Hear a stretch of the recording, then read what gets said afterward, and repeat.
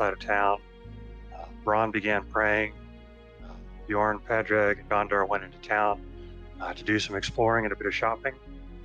They met the, I want to say, where are my notes? The Hammerstrike dwarves. We've all now met them and shopped with them. After that, we went on, let me back up a bit. Gondar and Bjorn go to the amphitheater, where they meet a beautiful female elf. Bjorn plays with the elf, or plays musical instruments with the elf. They collect money. They make their peace with the elf after she was a little bit put out at being maybe upstaged by Bjorn. Bjorn then heads on to a tavern, as I recall. Padraig went to the cartographer to purchase some maps, and Gondar had sexy time with the elf. Good job, buddy. Let's see. After that, we met back up in an inn called the Watered Log, where Bjorn played again, and we hyped him up, and he made some more money. At the end of the evening, we finished our drinking, called it an evening, headed back out, and let's see, returned to the refugee camp. Padraig dreamt of his god. I dreamt of my god, and that is, I think, where we left off, unless I missed something. Right. Bronn wasn't here, so he didn't get his dream. Right, he did praying. Right. So, Bronn, before the morning. Oh, sorry. Was that it? Yep, that's it. All right. Before the morning, you have yourself a bit of a strange dream. What's your deity? Ioun? No, what's the other game? It's Syrian.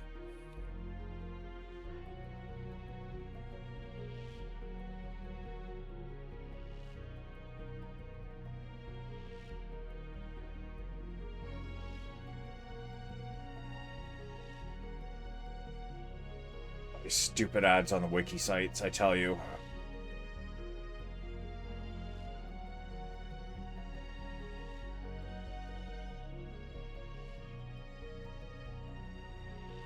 Cool, there's not much on them.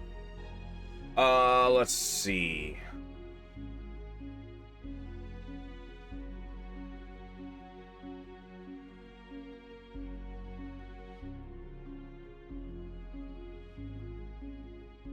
Alright, fire. In your dream, sir,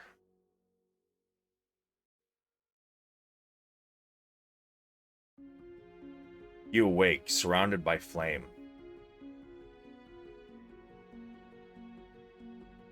Though there is heat, it doesn't burn. Smoke doesn't hurt your lungs. As you look into the distance, you see a great towering pillar of fire. But it seems to be twisting and turning, almost like a tornado. But it doesn't seem to be getting any closer to you. It stays where it is. I move towards it. Each step seems to take what feels like days. But with each step, you get much, much closer. In about 10 steps, you find yourself sitting at the base. And although being this close to a flame of this magnitude, your armor should be melting, your skin searing. But it's not happening. I just bask in its light. Try to find some solace in it. after losing people who were close to me and feeling pretty bent out of shape about Vogler. Braun. At first, it sounds your name coming from this being sounds like wind whipping past your ear. And after a moment, it sounds again. Braun. And I look up towards it.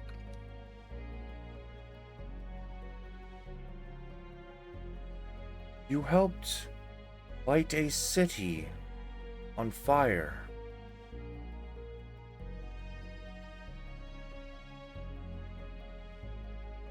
Why?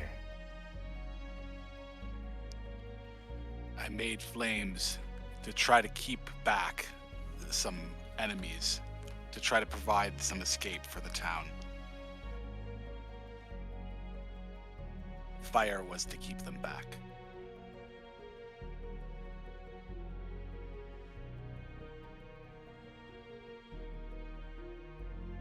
It was glorious.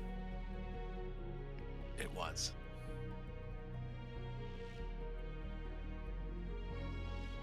However, why did you not help?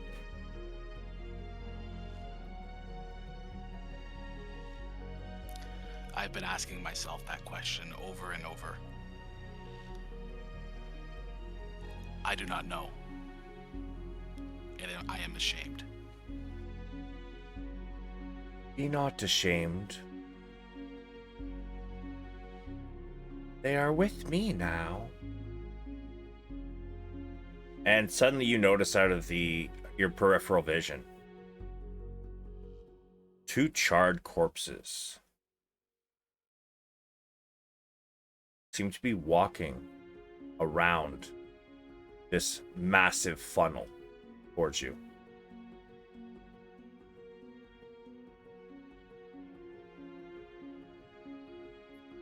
Do they look like people I know? I guess they're pretty burnt up. Give me an insight at disadvantage.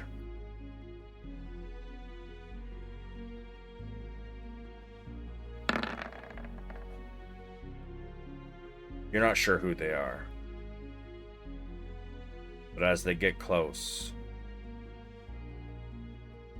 one of them speaks. Where were you?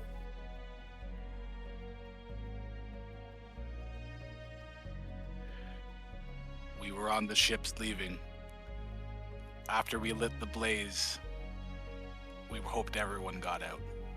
When we looked back to see the town consumed by flames, we froze. We were too far gone.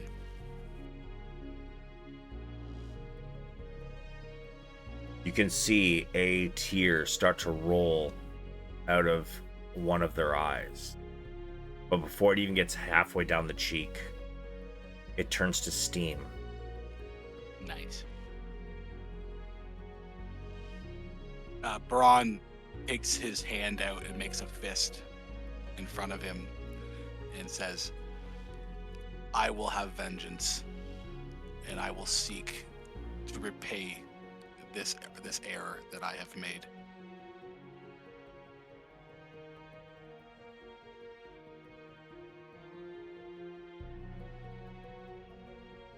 The other one that hasn't spoke yet looks at you and says, take care of her.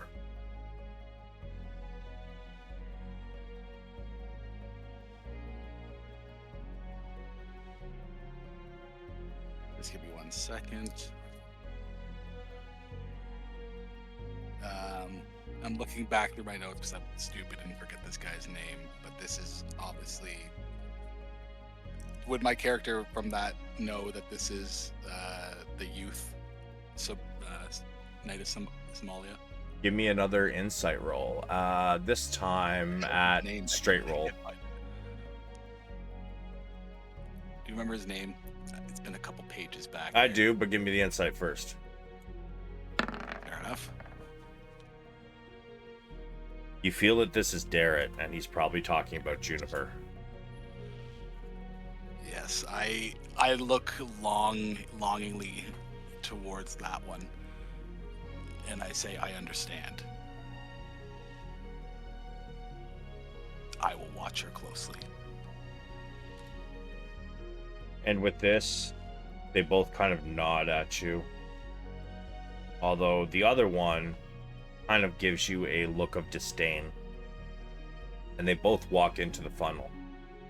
And they turn to ash, but you can see the ash swirling up to the top of the fire funnel. It speaks again.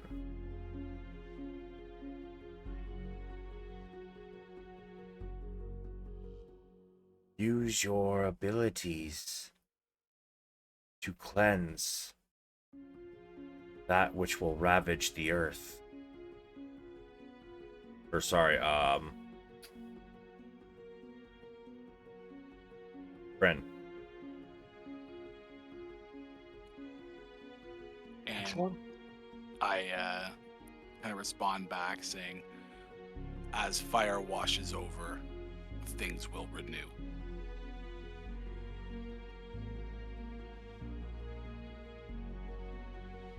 Go in peace,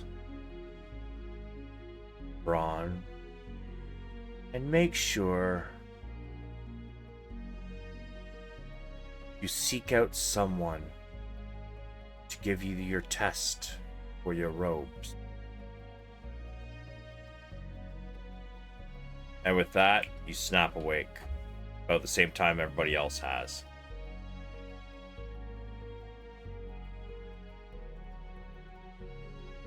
I immediately start making a fire in my room, or just kind of. You guys are in the tents in the refugee camp.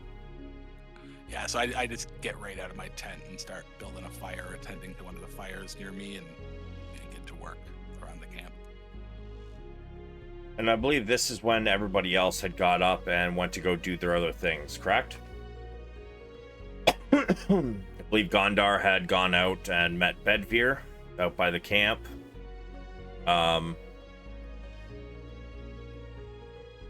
Bjorn had gone to see... I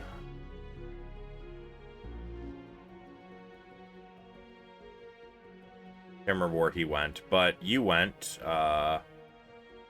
Padraig, to see the Temple of Magir. Yep. And Bedvere, what were you doing in the morning? I would probably... That's a damn good question.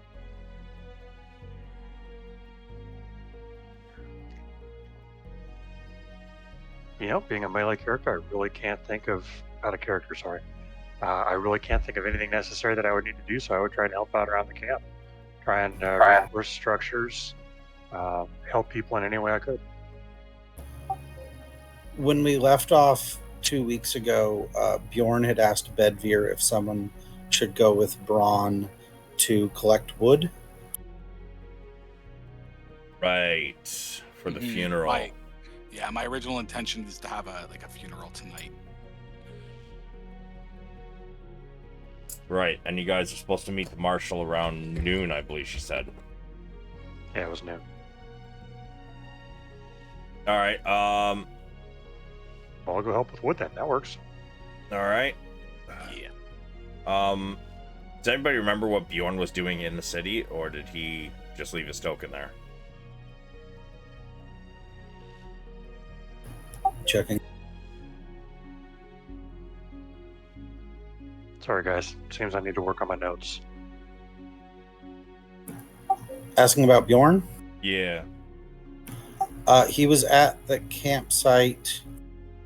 Braun was on autopilot, woke up from his dream, tended the campfire, told us he needed to collect wood, and wandered off. Bjorn and Bedvere talked about that. Don't believe that got resolved. And then I left the camp to go to the temple. Right. And we made plans to meet for breakfast at the Wanderer's Rest Inn. I ran into Gondar on my way into town, caught him up briefly about the dreams, and passed on the plans for breakfast, and let him know that Juniper slept at the camp but was gone when we woke up from our dreams. Gondar headed back to camp while I went to the temple. And then the last thing we did was my stuff at the temple. Right, and So I think you guys should be in town right now. I think you guys were supposed to be going to the Watered Log, because I hadn't figured out whether the Wanderer's Rest was actually an inn or not. Okay, yeah. But yeah, okay. So, Bedveer, if you're going to go with Braun, Bjorn's going to go with you. Gondar, good sir. Yep. What are you doing? Well, after having breakfast, I'm Haven't I'm had making- breakfast yet. You guys are supposed to be meeting there soon. okay. Well, I tend to clean up my head after last night's experience, which was intense, both physically and mentally because of the dream. And I'm just trying to find my comrades. All right, so I remember you and Bedveer had met as you and Pedreg had met as you were headed back out to the camp after your roll in the hay, if you will. Yeah. No second breakfast. So yeah, you would have met Braun, Bjorn, and Bedveer back at the camp.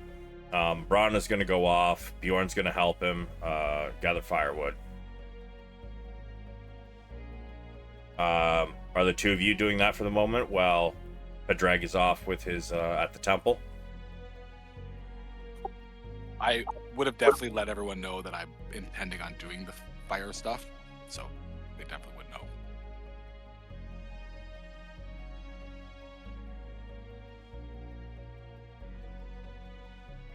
And if that's aimed at me, I'd be happy to help it. All right.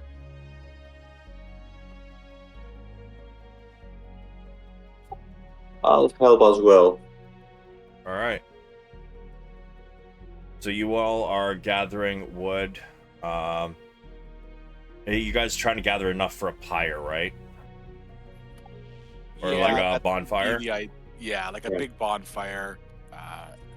We're gonna light it up in honor of the people who are lost. So it's just kind of in token of them. So we're not actually burning them. So not a real pyre, but big bonfire. No Isengard. For sure. So that's going to take you a little bit, which I would assume you guys are doing well. Pedreg is doing his thing at the temple. So is there anything else you would like to do before you guys head meet up at the Watered Log for breakfast? Anybody at all? I've prepped my spells accordingly, so I'm good to go.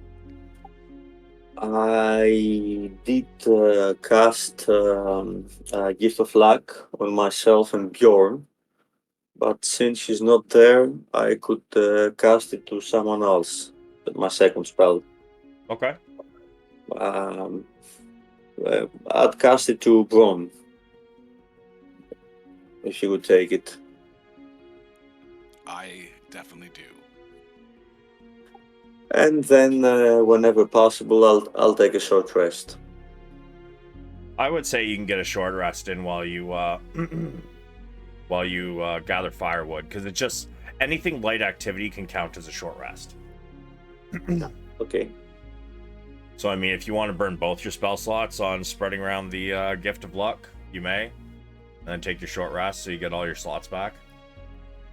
Well, then I use my other, again, my 2 slots to the rest of the team, to Pedreg and Bedveer, and then the short rest again.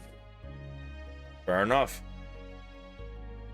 All right, so you guys have gathered enough wood to make a pretty healthy fire for a funeral.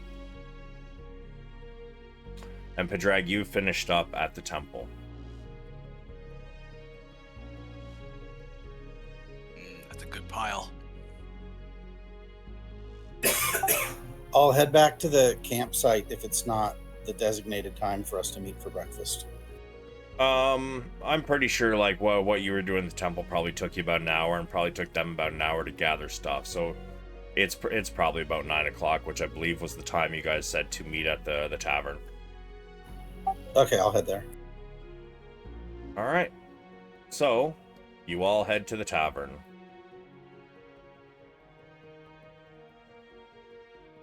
You guys walk in. You can smell breakfast cooking. There's a bunch of people in here already, getting their food on, getting ready for the day.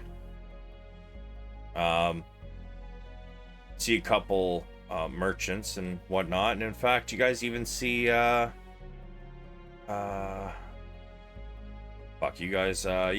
guys see the Hammerstrike twins or cousins.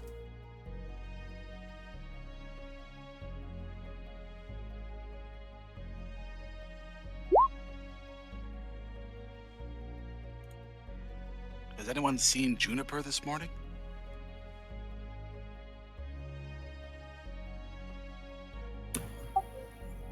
I believe she was already gone when we all woke up. Okay, cool. I note that, and I'm actively looking for her in the crowd of people. He is not there.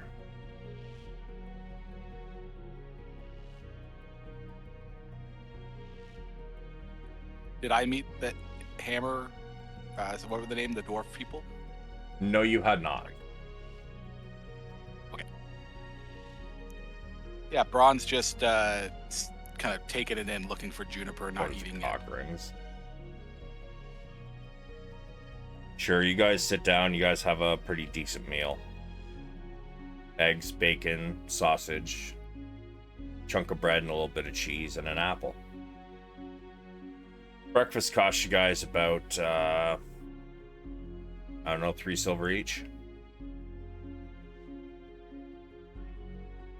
I guess I gotta open up Bjorn's sheet.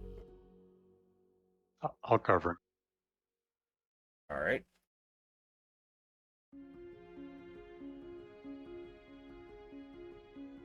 No Prince Albert's either, bro.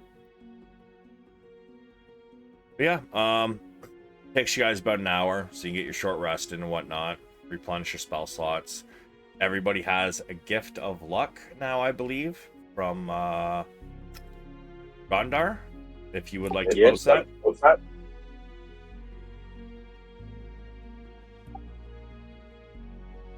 It's pretty slick.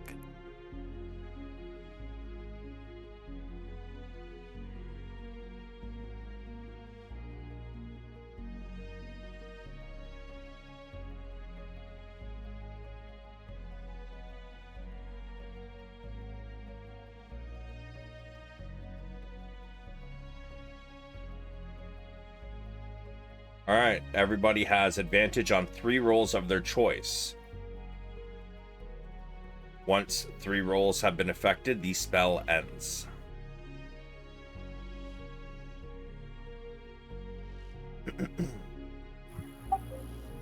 Do I have that? I wasn't there. I was at the temple. Yes. He cast it over. He cast it when you guys met up as well, so that everybody has it. Oh, sweet. Thank you. No problem. So, you guys finish up your breakfast. What do you want to do? You got a couple hours before you have to do the meeting. The only thing I can think of is we're near the music place, but the only one interested in that was Bjorn, right? I think so. Yeah, I'd also go. I'll share the maps with the guys since we have some time. I could probably have done that while we were eating. For sure. What's on the maps? One of them is the surrounding area around Kalaman. It's big enough to include Vogler and probably some other little towns or forts of the knights, but not big enough to go as far as like Palanthus or the Blood Sea. And then one of them is basically the map that we see in Roll20 that just shows the town. It's not completely filled in, but we can add to it. Okay. I ask Padraig as well if he has heard any other news of Vogler when he was out and about. I'm curious as to what's happening in that town and what's coming our way. I didn't hear anything about that. The errand All right, I left the take her easy, campsite dude. for was a Thanks for stopping in. little mini pilgrimage following up on the dream I had last night and what happened at the castle yesterday, I think, after we got off the boats. Yep. Yeah, that was a long day. And Braun, you are aware that Padraig sort of accidentally murdered the young Bakaris? Yes, I am aware of that, and definitely have a side conversation for Padraig. Oh wait, was that last session when you weren't here, or was that the session before that happened?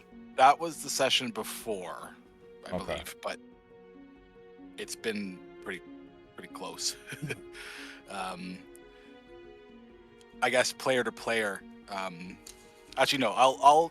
I'll mention to Padraig that I want to speak with him, like to the side before we leave. Okay.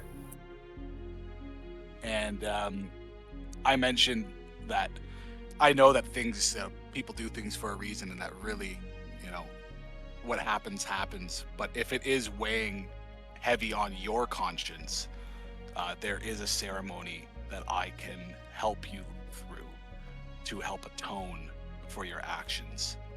And what I'm talking about here is ceremony. I could do a atonement ceremony for you if you so wish. But I explained to you that I am not bothered by your actions, and shit happens. I understand that.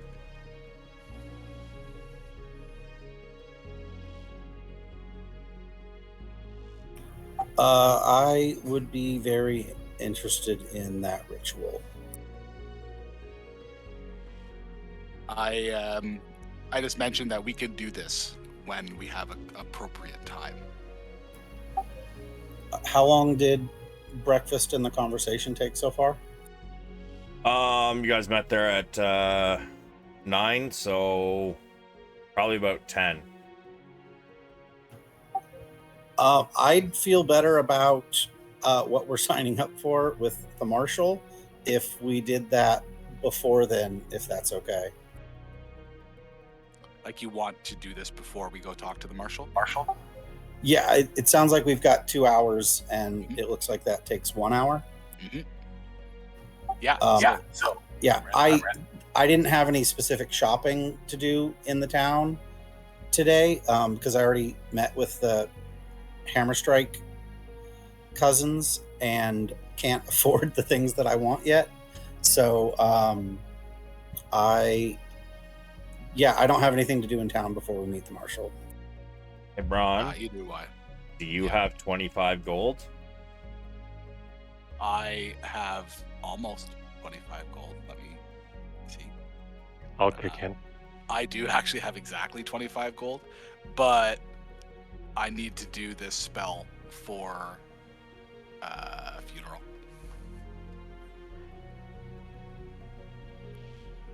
All right. I have 31 gold, and I can pay for my entire part of my thing. I just won't be able to chip in my... I could chip in my fair share. I'd have 1 gold left if we did 5 each. And truth be told, I don't actually have to do funeral rite this evening because there's no corpse to touch. I was just going to do a funeral, so I can think about how we approach that, and I think this is a better use of ceremony. So I could chip in some gold. I got 5 gold to chip in there. Well, I I don't can think I- contribute as well.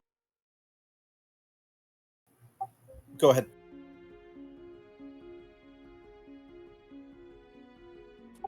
I say we all contribute to that. Works for me. Let me check Bjorn's money. Roll sleight of hand. Yeah, he will chip in. I'll chip in too. I also want to let the guys know while we're all here that the figurine of wondrous power that I got, I want to give to Juniper, so that if because she wanders off on her own a lot, if the shit hits the fan for her, that might be something she can use to help her when she is on her own, and we're not there to try to protect or help her. And which figurine is this? It's a dog with the stat block of a jackal. Right. All right. Let me pull up her stat block. She'd have to attune to it, I think, but I assume she has attunement slots.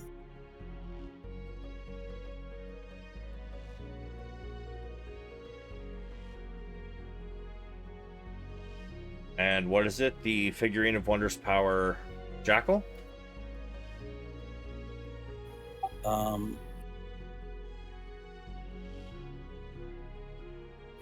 How do you link things from inventory? I don't think you can.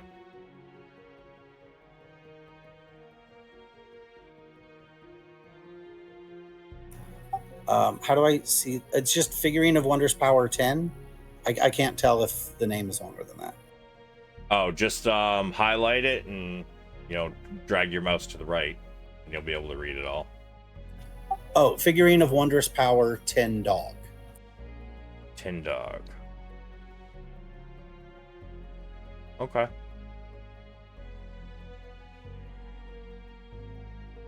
All right, sounds good. Whenever we next see her.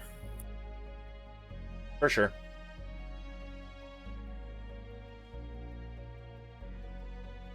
All right. So, you need to go find some powdered silver, I believe. Can I ask are the cousins still there at the restaurant? They are just finishing the last of their ale and laughing as they push out from the table. What is the amount of silver we need? 25 gold worth of powdered silver. So I'd need to go to a bank and turn, or they might have it. I'm going to ask them if I give them gold for an amount of gold equivalent to the amount of silver, since I assume they have silver at their smithy, and pay them for the labor to turn it into powdered silver. Could they do that for me for a ceremony? Me cousin and me cannot do that, but I'm willing to bet Whitehatton has some powdered silver. She has an apothecary, little south, just east of the castle. It's a large place, hard to miss.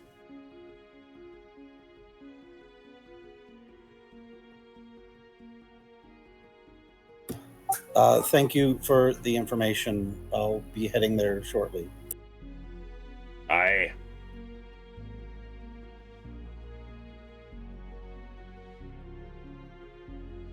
So we're heading there. Yep, we need that component for this to work. everything else is ready to go. So let's head over there.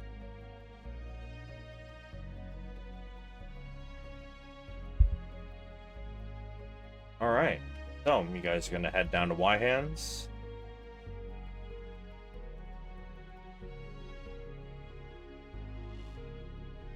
It takes you guys maybe about 15 minutes to find the shop. However, you guys do find it.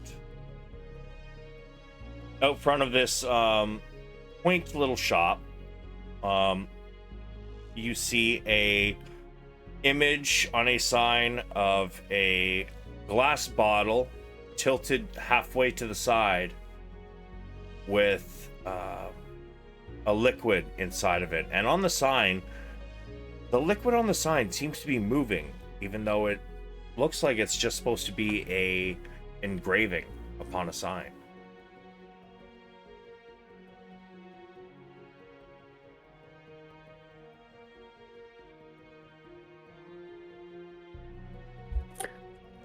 I'd like to take a closer look at this sign and possibly use my Arcana skill to know what it is, what makes it look so.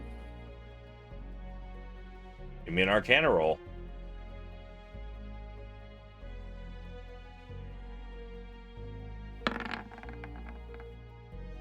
It must be a really good carving. Yeah.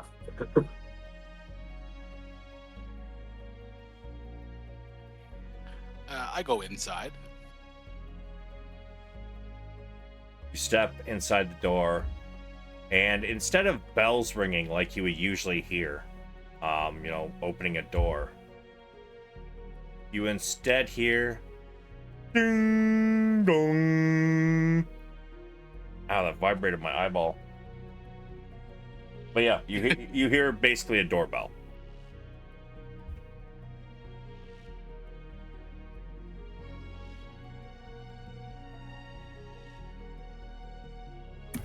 I'll follow him in also.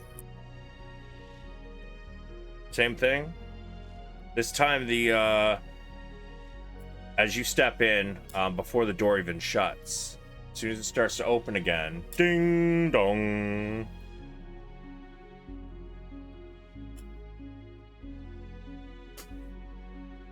Yes? Something I can help you with?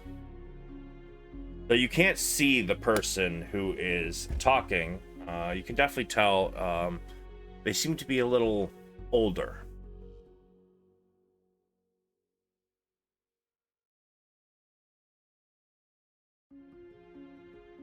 Hello there. We're here to purchase some goods. Do you have a moment?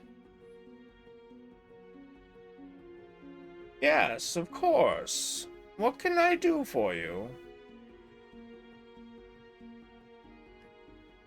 Powdered silver, I believe. Do you have powdered silver? I do. What does one such as yourself need powdered silver for, if you don't mind me asking? Powdered silver is a lubricant for the gods. Helps me do what I need to do. Ah, I see. And as you regard this elderly woman, though her voice does give away her age, her looks don't. And it takes you a moment, but you realize that she is wearing a black robe as the symbol of the mages of high sorcery. Oh. And yeah, I would clearly notice that.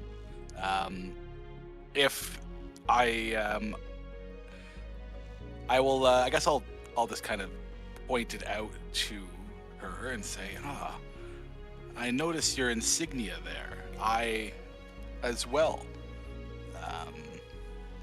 am an initiate of high sorcery. You are. Have you taken your trials yet? It's funny you mentioned that. am ready for my trials. I set out just before I was ready to attend something I needed to do, but I am ready for my trials. Would you happen to know anyone in the city, or any way to go about this? I am a bit far from home. Well, you are in luck. I'm retired, but I do still possess the ability among my peers to be the judge of what kind of robe you get. This is fantastic news. The gods smile today. And I look at her again and say, I would appreciate some help in this matter. I will be around the city, I believe, for a while, helping with a couple things. I don't get into it. And I say, would it help for me to come back another time so we can discuss this further? No, it is fine. Let me get your powdered silver first while you find the letter from the Mages of High Sorcery in your bag. I assume you have a letter, correct? DM to player, you do. Yeah, I gotta say, I should. Yes. Yes, of course. Excellent. Well, you dig that out. And how much powdered silver? I look over at Pedrag. I kind of eye him up and down as if it matters. And I say, about 25 gold worth for this guy. Getting married, are we? As she looks at Pedrag. No. Something a little bit different. I see. Shame that. And she gives you a wink. Pedrag. I'll give half a chuckle, but look down, thinking about what needs to be done with this ceremony, and just wrapping my head around it all. Quite shy, I see. Very well. And she pulls out a pouch. And she sets it down. That's 25 gold, please. I slide it over. With some help from everyone else.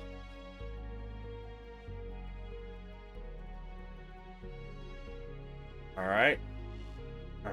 So...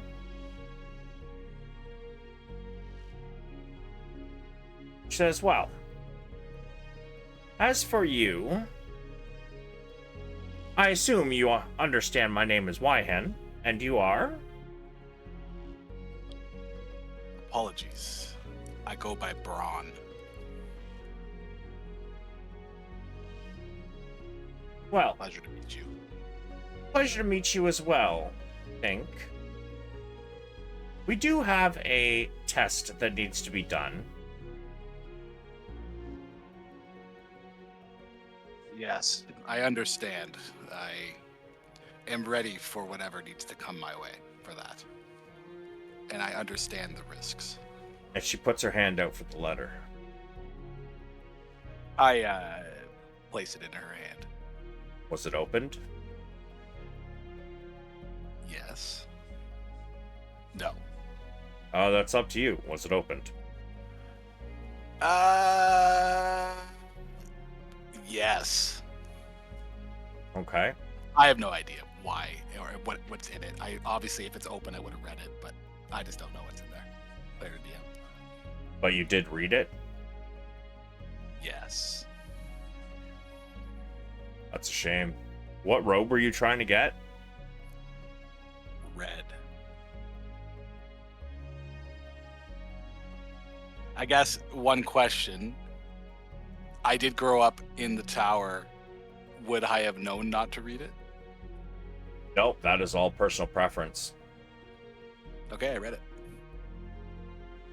Okay.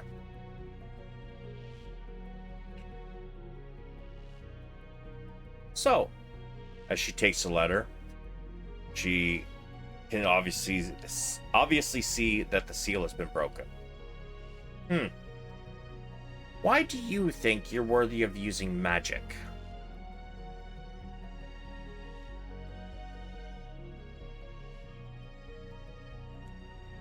Alright, my key got stuck there.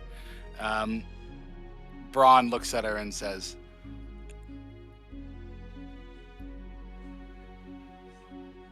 magic is something that not everyone deserves, and I have fought to have my spells and my powers. See. And do you serve magic, or does magic serve you?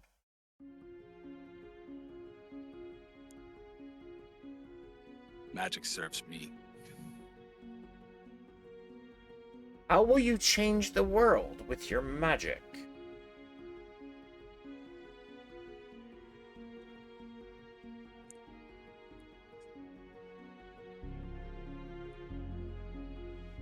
Serious questions.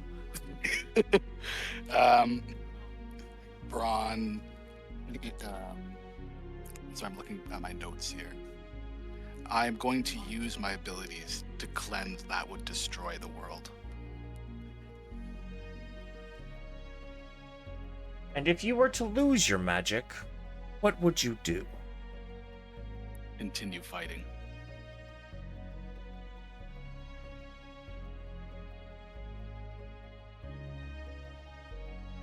She takes the letter out of the envelope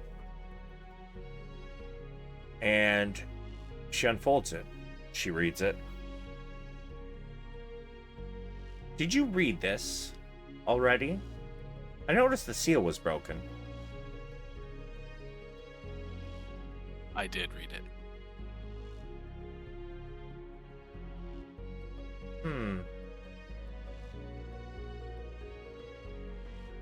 Well,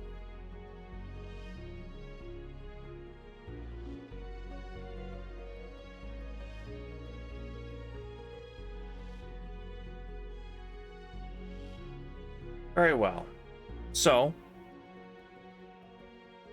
here is what is going to happen. I will write a recommendation. I suggest you do not read this one. I understand, and I will not. She writes something on the paper, and she folds it in front of her, says, I'll be back in a minute. And she leaves it on the counter and walks into the back room. What do you do? I ain't reading it. Okay. She comes back out and looks at it. So you didn't read it? No, of course not. You asked me not to. I'm a man of my word. Very well. She takes the note, says, I will send this off. I will inform you when I hear back from the Tower of High Sorcery in Wayreth.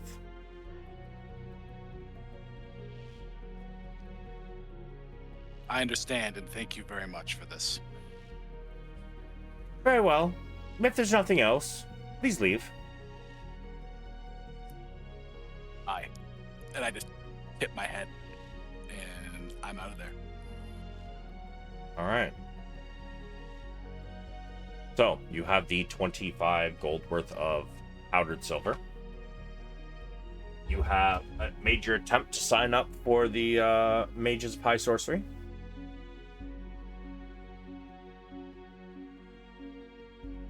They already don't like me. And what do you guys want to do?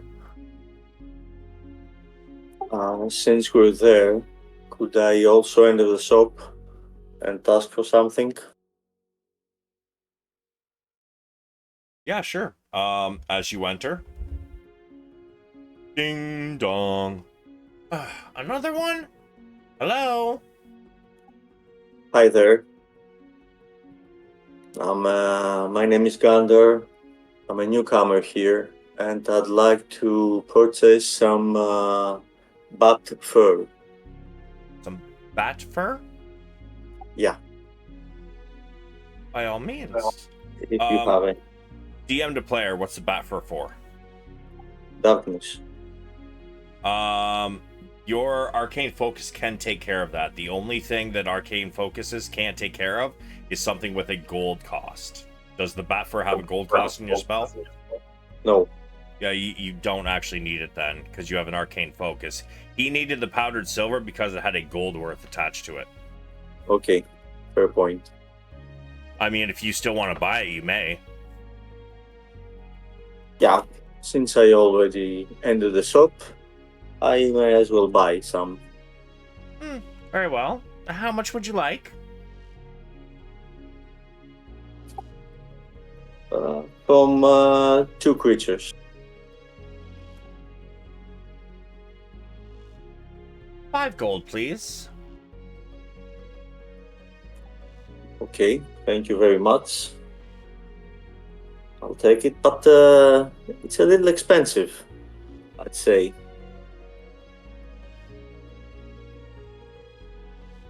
She kind of leans across the counter and she kind of stares at you. Okay. Like daggers. Well, I politely stare back at her and say, but as I said, I'm a newcomer, so I have to get used to these prices. Smart man. And I hand her 5 gold. And she pulls out the bat fur. Well, newcomer, our business is done, and she kind of waves you off.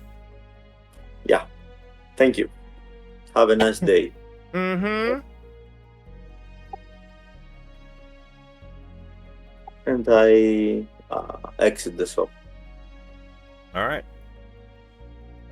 You guys got about half an hour left. Or, sorry, an hour and a half left before you have to meet Marshal Vendry.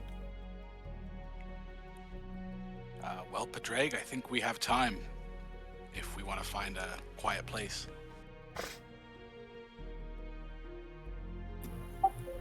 Doesn't it take an hour? Yep. We got an hour and a half. Oh, hour and a half. Okay. Yeah. The campsite isn't that quiet. I can't think of a place off the top of my head. I'm gonna ask Braun and Bedveer, the two of them, if they know of a place since they went off gathering wood. I guess, would we have found an appropriate spot outside? And my second question is, would we know of a temple that's appropriate for this? That's close enough.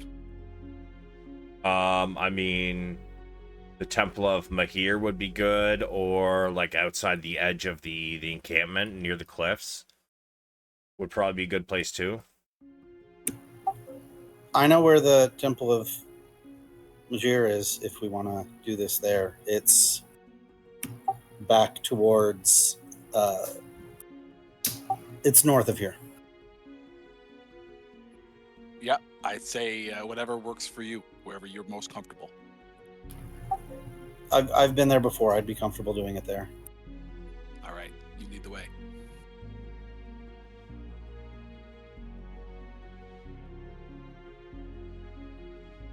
Yeah, it takes you guys about 15 minutes to get there. It's the orange one.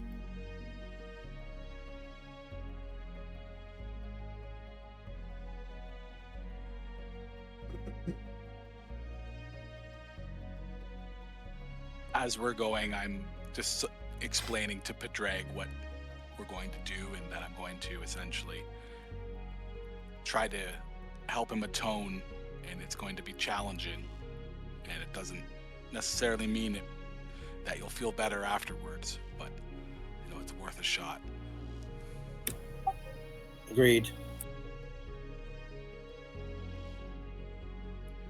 Yeah, so we go in, and I guess we look for a good spot to do it. But Drag, do you remember the name of that priest you spoke to? Checking.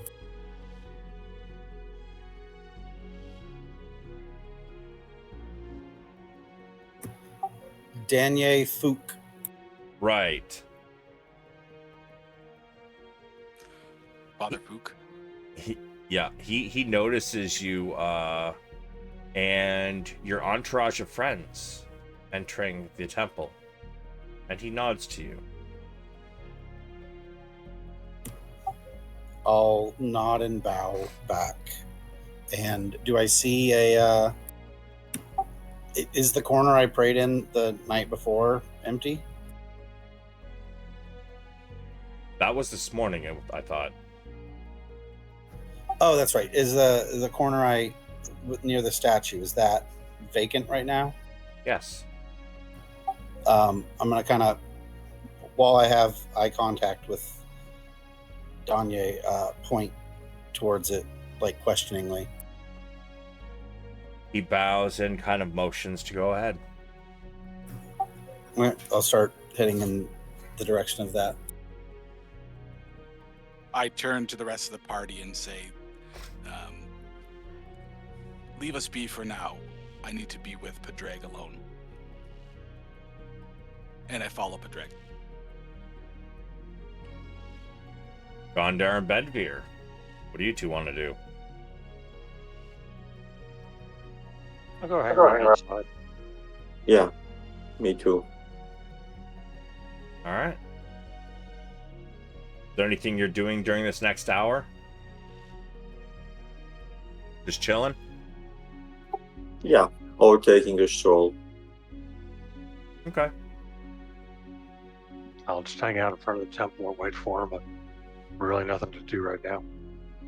Very well. As you guys, Braun and Padraig, sit down on these comfortable pillows, you look at each other. Braun, you raise one hand up towards Padraig.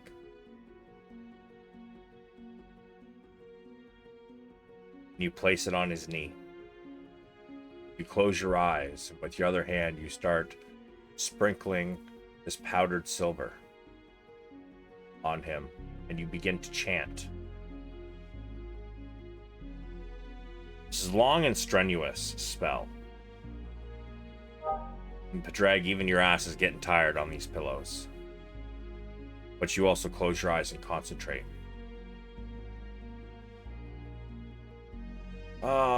I need a holy shit DC 20 insight check, Braun. Yes. It's me? Yeah, you touch one willing creature whose alignment has changed, and you make a DC 20 wisdom insight check. Oh, no problem. Good thing we have luck. Yeah, that's what I'm talking about. Gift of luck. And let's see how this goes. You ready for this? Yep. Well, it didn't matter because I was feeling pretty frickin' inspired on this atonement. Padraig. I would like to use an inspiration point if I could, please. Why? Oh, it's not a 20 normal. It's just a above 20. So Yeah. No problem. Be like, yeah, sure, man, burn it, I guess. Like, the fuck? No, I'm stupid. In my head, I was like, I actually had to get a 20 plus without my modifiers, but No. I'm just stupid. I mean, that would literally mean you would have to get a nat 20. Like, Which is why I was like, I'm getting No, ready to you're on burn that autopilot. inspiration point the second I don't see green. But, alas, I'm not burning my inspiration point. Padraig. You feel something change inside of you. And because your alignment changed back to chaotic good, you actually feel a little guilt over what you did.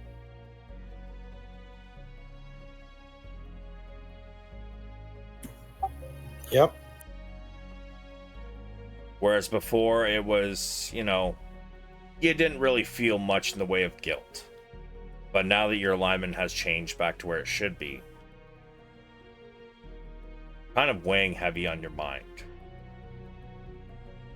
No negative benefits, or no negative detriments, I should say. But yeah, you feel a little bad about what you did. Now that your alignment is back to where it should be. Although the kid was a shit, did he really deserve to die? These are the thoughts that kind of run through your head. I'm also still concerned about what his dad's gonna do. Yeah. Yeah.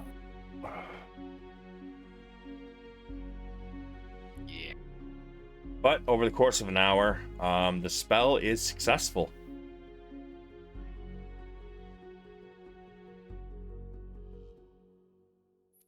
How do you feel, Padraig?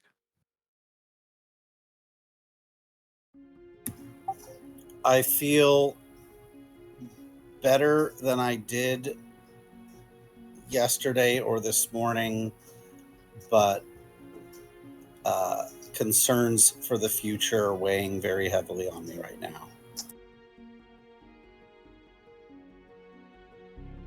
Yes, I agree.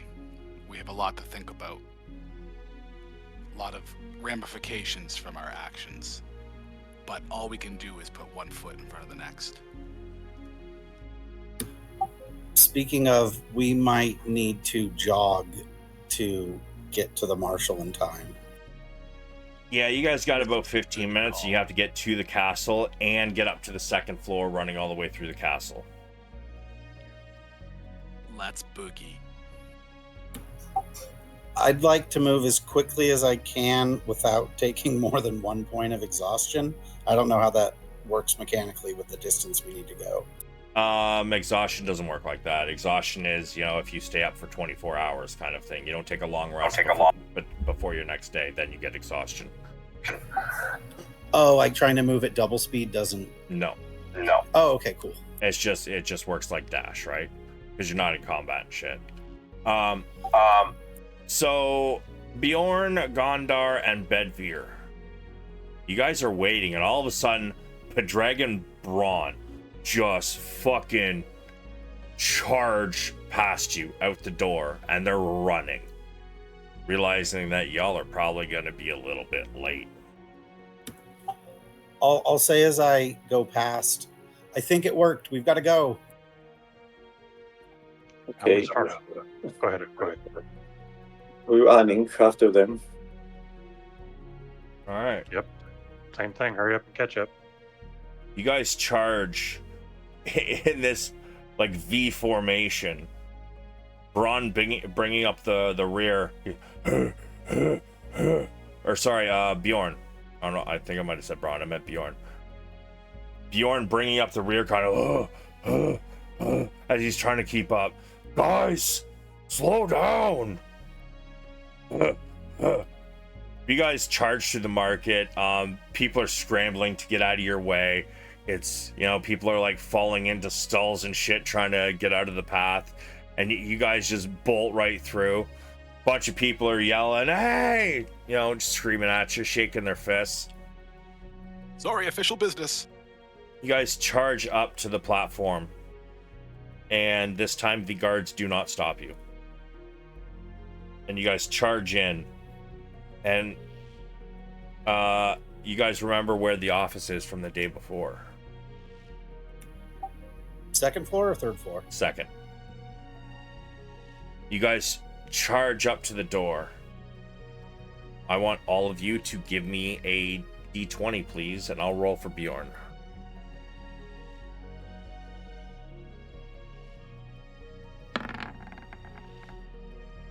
Oh, look at that.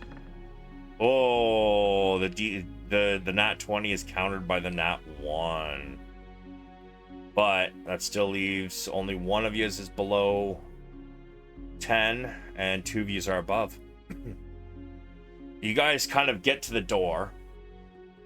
What do you guys do? Do you just burst in? You want to knock? What are you doing? Let's say we knock. I follow the lead. Yeah, Gondar, you knock. Come in.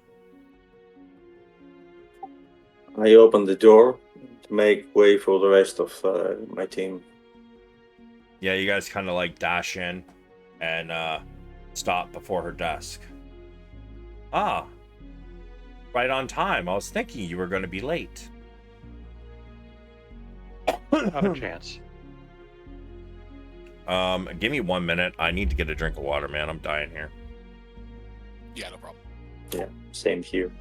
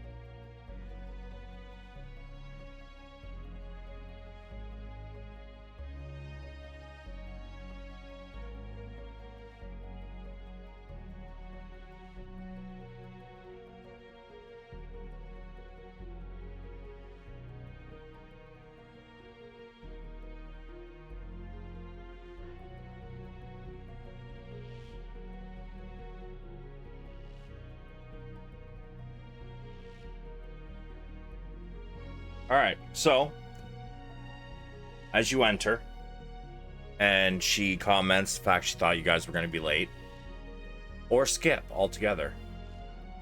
You guys take a look around. Marshal Vendry's office is spare. It holds little more than a desk heaped with documents, shelves filled with rolled scrolls, and a board on which is pinned a map of the surrounding province of Nightland. Vendry stands as you enter. Thank you for coming. I wasn't sure you were going to make it. Now, I won't mince words. We're in the dark regarding the dangers I fear are fast approaching our gates. And your role will be to change that. But first, I'm sure you have some questions. Ask them.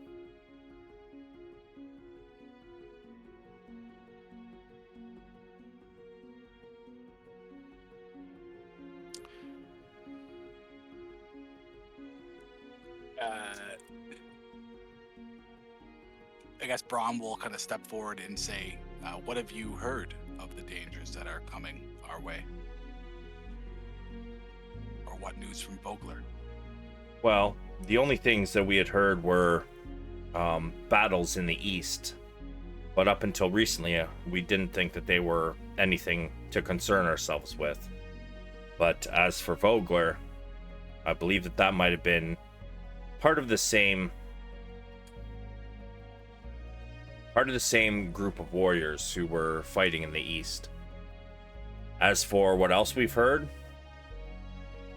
just that it's burned to the ground, I'm pretty sure. Is there any intel or recon of that army's position? Are they still in Vogler? We are not sure as of yet. That will be partly one of your missions in the coming days. Do we have any idea which party or person is responsible for the army? Well, with what you have shown us by giving us that head,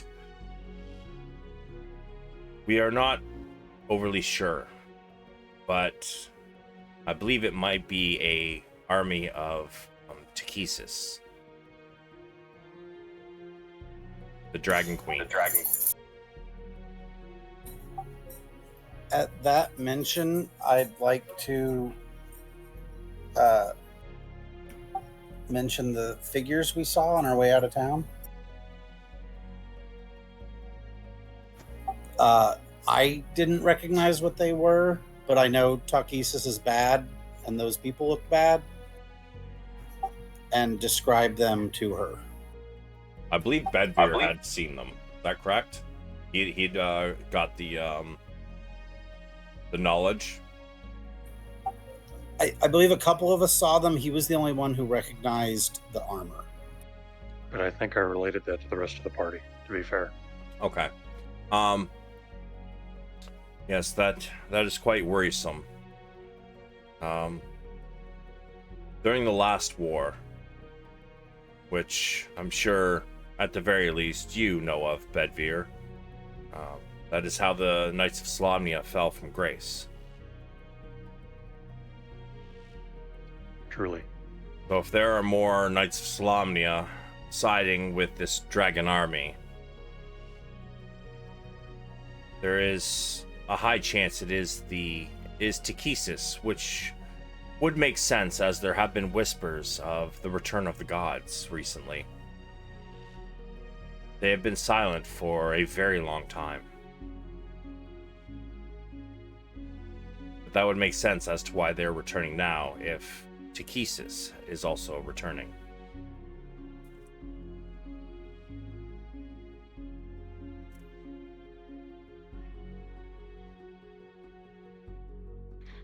I don't believe they're supportive to Takesis, or at least based on the actions of her followers, assuming they are her followers. I don't think the Knight's actions are consistent with the teachings of our orders.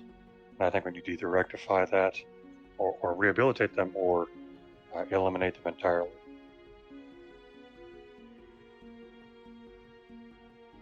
Yes. It is a good point. Something will have to be done.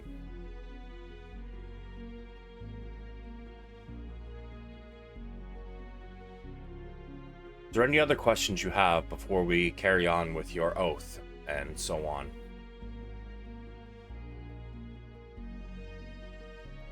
I look around the room. Is Juniper in the room? She is. In fact, Gondar, you also notice somebody else in this room as she comes out from behind a partition.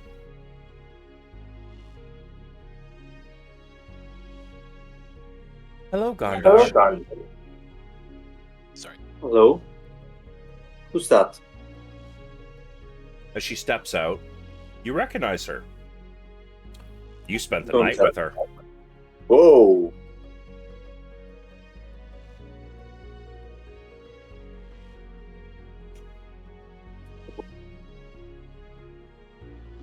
Marshal Vendry looks over at her, says, "So." Oh, sorry, Juniper's not in the room, my bad. But the bard is. Marshal Vendry looks at her and says, "So, did you get any information from Gondar last night?" Says, "No.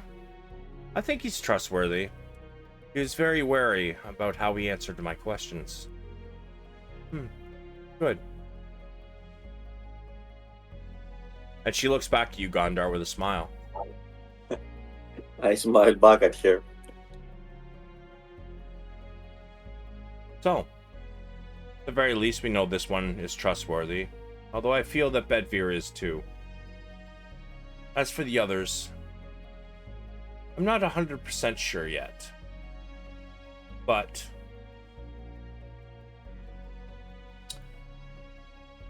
here's what I'm willing to tell you. Each week's excuse me. You are paid for a week in advance. Your payment is 5 gold per day. You may pick that up from the clerk the next door over after we are done this meeting. You're also free to take any mundane weapons, light or medium armor, that you please from the armory on the castle's first floor.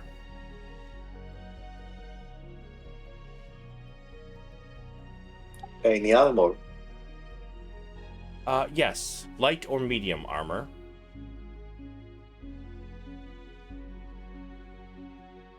And any mundane weapons. You are to be a specialized squad dedicated to meeting challenges that some of our other troops can't address.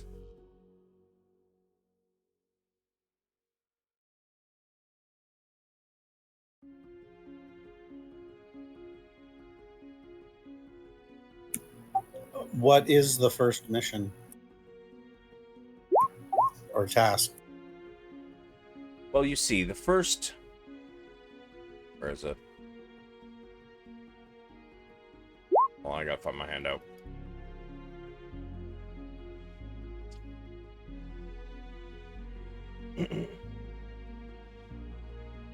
Your first mission you'll be given tomorrow morning. I have a few spread out across my desk. I need to figure where to start you and which one will be best suited to your talents. You will have the rest of today, once this meeting's done, to do what you will, and we will let you know exactly how to, or what you will be doing on your first mission tomorrow morning. Did Juniper come earlier? I believe she was going to enlist with us. She did, and she already has taken her oath, and she has her station, if you will, already assigned. Is her assignment different than ours? Well, I'm sure she'll tell you when you see her. Okay.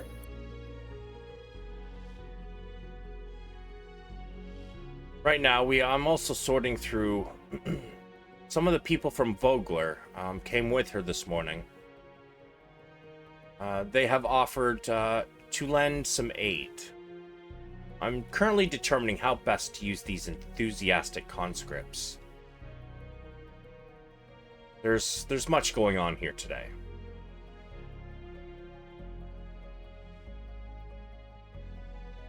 So I would suggest that we get on with the oath, unless there's any other questions first. One more question. Given what I believe you know of Knights of Solamnia, would I ever be given a mission that would require me to compromise my adherence to my order? Or is that yet to be determined? And which order are you from? I am a Knight of the Rose. I see. And DM to player, what is your tenets, so to speak?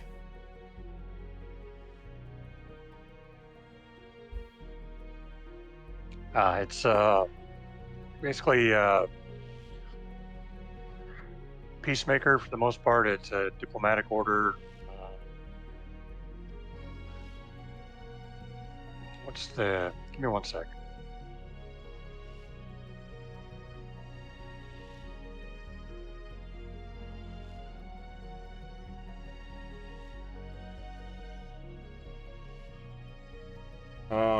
Guided by the god Paladin, Knights of Rose exemplify honor tempered by wisdom and justice.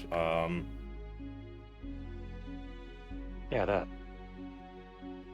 Through the loyalty and courage are fit to join this order.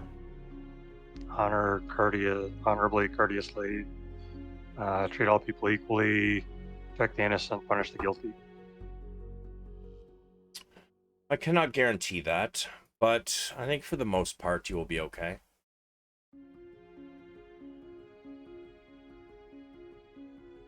Understood. One last question, not to seem greedy. You'd mentioned light and medium armor, but as a knight, I favor heavy armor. Is there any possible way that I could perhaps contribute funding and use plate armor or a heavier armor? You Knights of Solamnia like to have your own set of armor, do you not? Your own, how you say, style, I guess?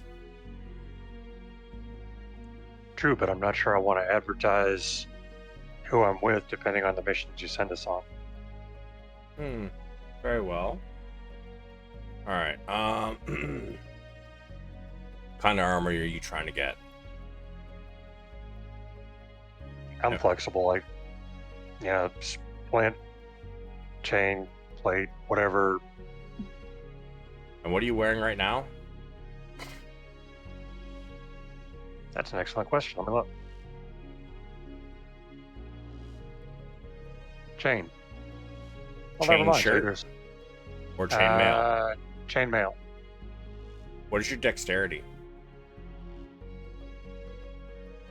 11. Okay, so you wouldn't get any bonus from, Dex. It's,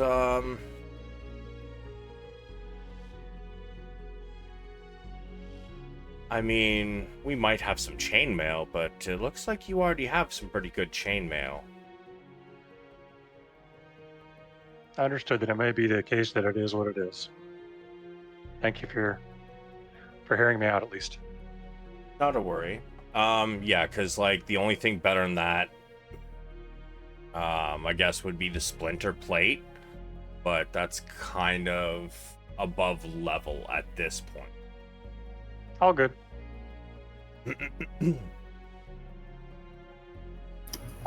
Player to DM, when do heavy armor users typically get plate in a campaign? This is my first one that didn't start at 10. I'm gonna say probably somewhere between 8 and 10, honestly. Maybe a little lower than that, I guess. What level are you guys right now? 4? I mean, for plate, I'm probably gonna say like level 6 or 7, because everything is gonna have a absolutely ridiculous time trying to hit you, unless I need to go in and modify every single stat block, and then that's gonna end up hurting the lower AC players, right? You know what I mean?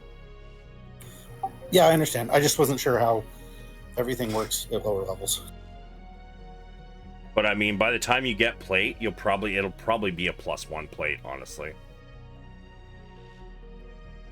Probably just go from like chainmail straight to like a +1 plate or something like that.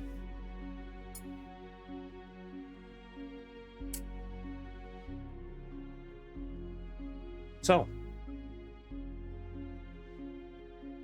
she reaches into a drawer in her desk and she pulls out 5 signets.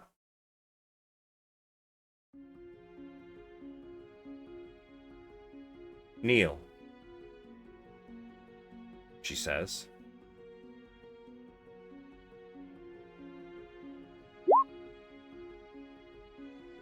I'll kneel. I kneel. Same. Okay. Bjorn's like, oh, this is gonna hurt. And as he goes down to one knee, you can just hear his knee just crack, crack, crack. All right, I'm down on my knee. Now, repeat after me. I, insert name, And I'm gonna assume you guys are just gonna all do it, right? Yeah. Yeah. Braun. Bjorn goes, I insert name, and she kind of looks at him. He's like, oh, I Bjorn. When I go, I Bjorn. What? No, Bjorn said that. Yeah, and I repeat it.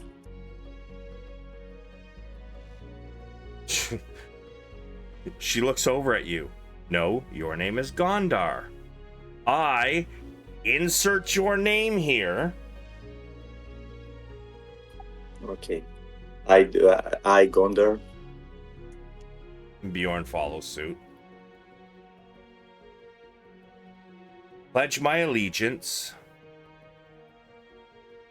And she waits for you all to say it. To the city of Kalaman and all it stands for. She waits for you guys to say it, then continues. Until the threat of the dragon army. She waits for you guys say it. Has come to an end, or I have fallen in battle. Whichever comes first. And she waits for you guys to finish it. Do you all finish the whole thing? I do. Yes. Yeah. Yes. Bjorn goes, wait until we die. She kind of looks at him and he finishes it properly. She says, stand.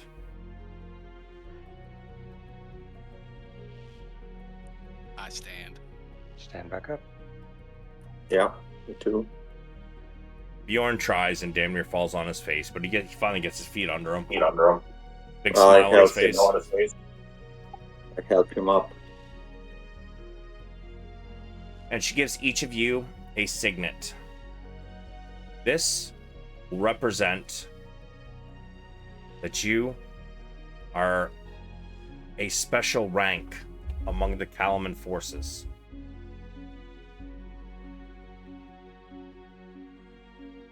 Let me see, where is the handout again?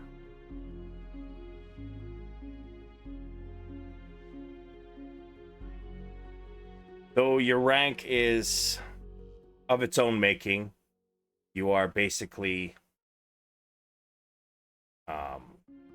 it is equal to the rank of lieutenant. Now, if you wish to go next door and collect this week's wages, and I will send somebody to give you your first mission in the morning. Point of clarification, if I could, and I know this is kind of putting the horse after the cart after the horse. When we swore to uphold or pledge our allegiance to the city of Kalaman and all that it stands for, what does Kalaman stand for? Death and destruction to all. Right? I mean, what did I just sign up for? Give me a history check. Can I also do a history check? I'm curious. Yeah. Find out what that is. They banned all dancing in Kalaman. That's okay. I have no dexterity either. You also have gift of luck, don't forget, if you want to use it. Yeah, I'll use it because I'm not catching it right now. I have no worries. The pay is good. And Braun is he's pretty ashamed of himself, so he wants to do right. Yeah, Pedraga and Bedvere, you both know that Kalaman is an accepting city. It protects people, all of its people that it can. And everyone here is welcome. As long as they're not causing issues. So, the city itself, although I'm sure there's some people, the city itself, there's not much in the way of racism, criminal activity. It's basically sworn to protect and uphold the good. Got it. So like a neutral good or a lawful good. Yeah. Oh, cool. So, I hope to hear from you in the morning when your first mission is delivered. Until then, familiarize yourself with the city and the castle, if you wish, for the rest of your day. You may have missed, or we may have missed this, but do we get room and board with this? Like a specific location? Yeah, they've already showed you to your guys' rooms. You guys just all decided to camp out in the refugee camp last night. Okay. Sounds good. Shall we go get paid?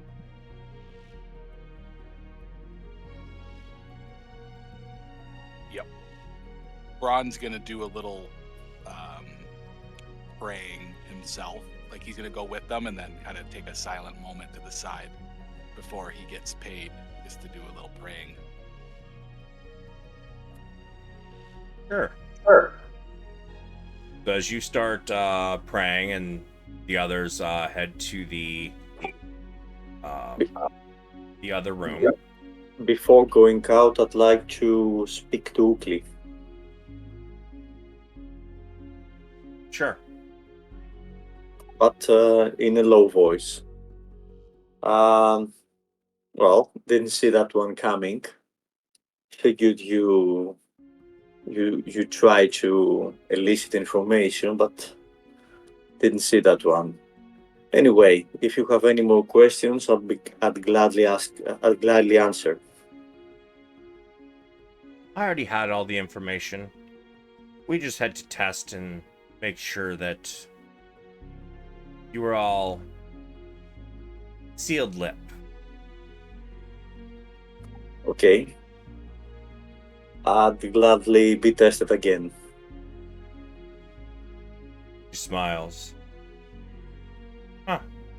Doesn't even bother you that I lied to you, huh? Oh, you didn't lie.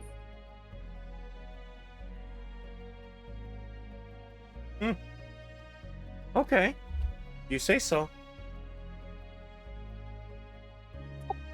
And then I exit the room.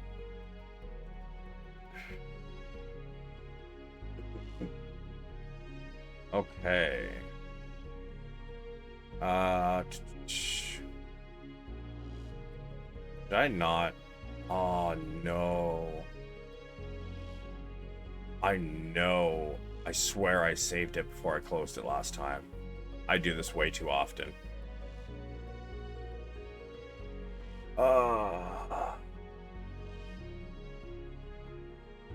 Give me a moment. I think I might have not saved my notes when I made them.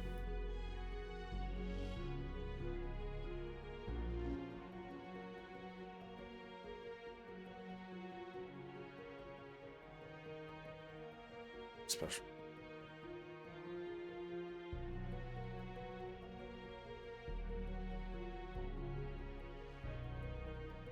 Here it is. Okay, I did save it. Good. So, Braun, you're going to start praying, and everybody else is heading next door to get paid.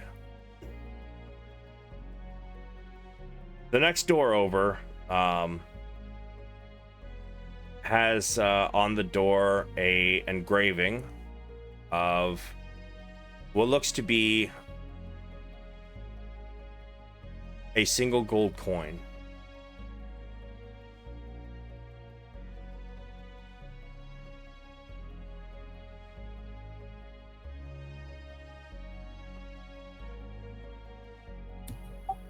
It's closed. It is. I'll knock on it. Yeah?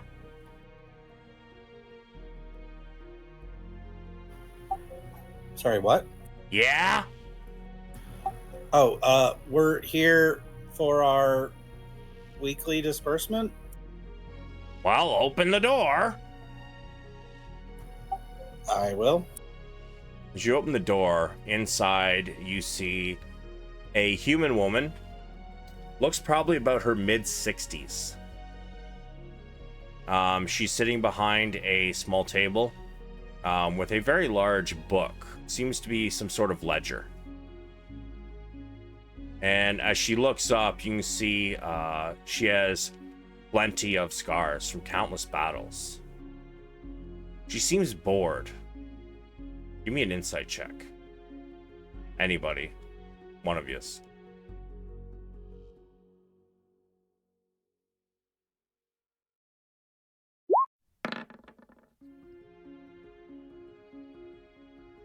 Yeah, no. She does seem grumpy, and she seems bored, but you're not garnering anything else besides that. So, new hires? Yep. She kind of picks up a pair of glasses and she puts them on and she squints a bit. Ah, I see. As she seems to be inspecting your insignias. Very well. And she asks each one of you for your name in turn.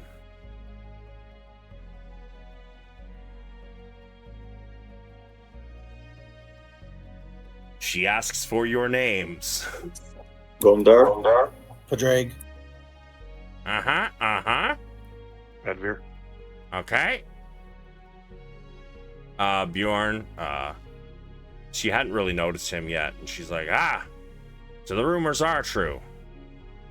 There's a big bear walking around like a human, huh? And he says, I'm Bjorn.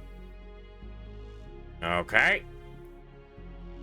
And she doles out 5 gold to each of you. At this point, Braun, you walk in, I guess you're done praying probably. Yeah. Oh god, another one? What's your name? I am Braun. Uh-huh. And she writes it down.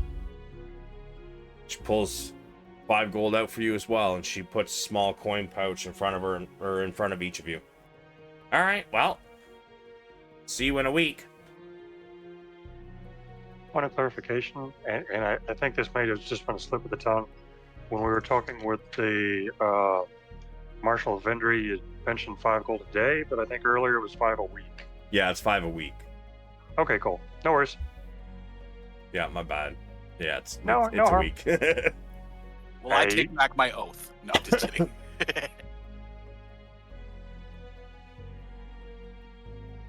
All right, well, if that's it. Yeah, thank you. Could you direct us to the armory? Yep, first floor. Go down the stairs, take a left, a right, and go straight down to the end of the hall. Thanks. No problem.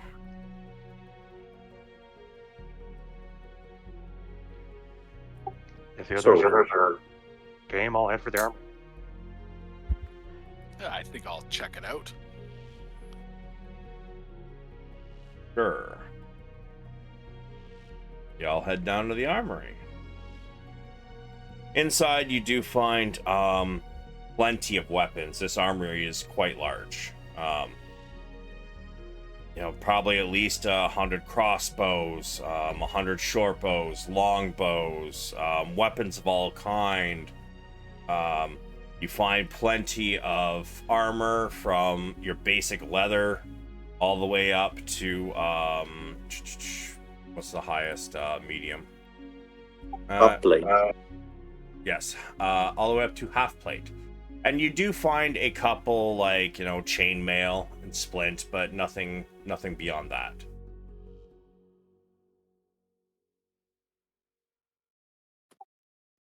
I take a suit of half plate armor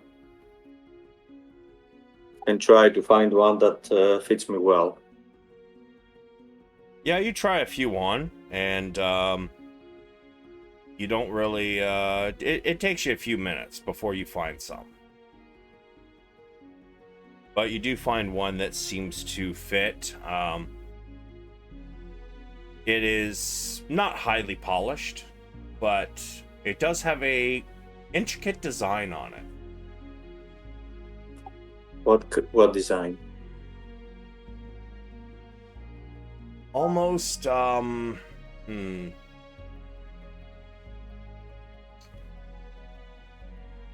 almost not, I want to say floral, but that's not the word I'm looking for.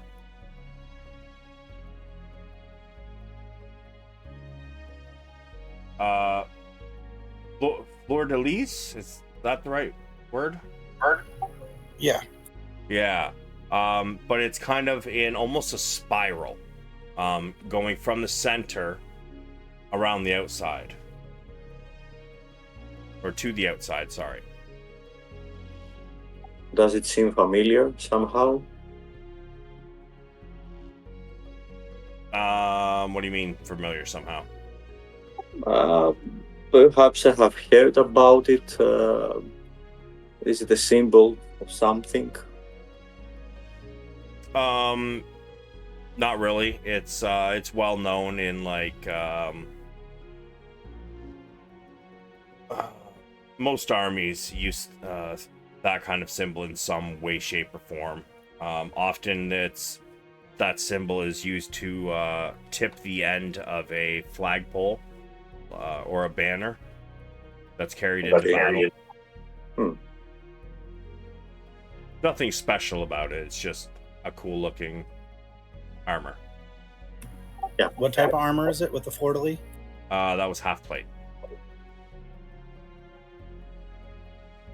That's the one that fit Gondar. What are you, the rest of you, looking for? I'm looking for a new mace. I've been carrying the same old dirty mace for years.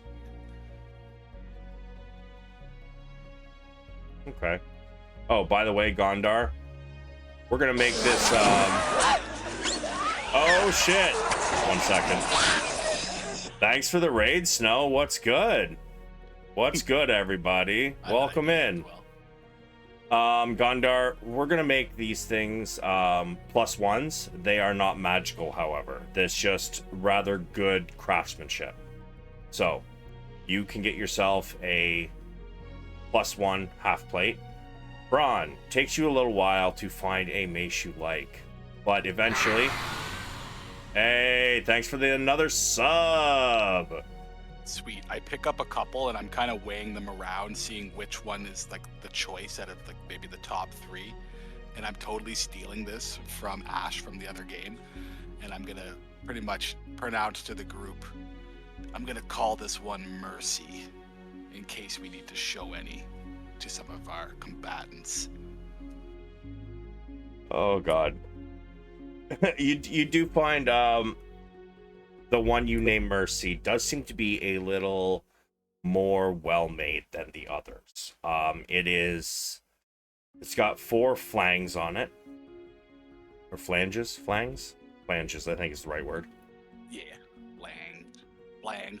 Flange.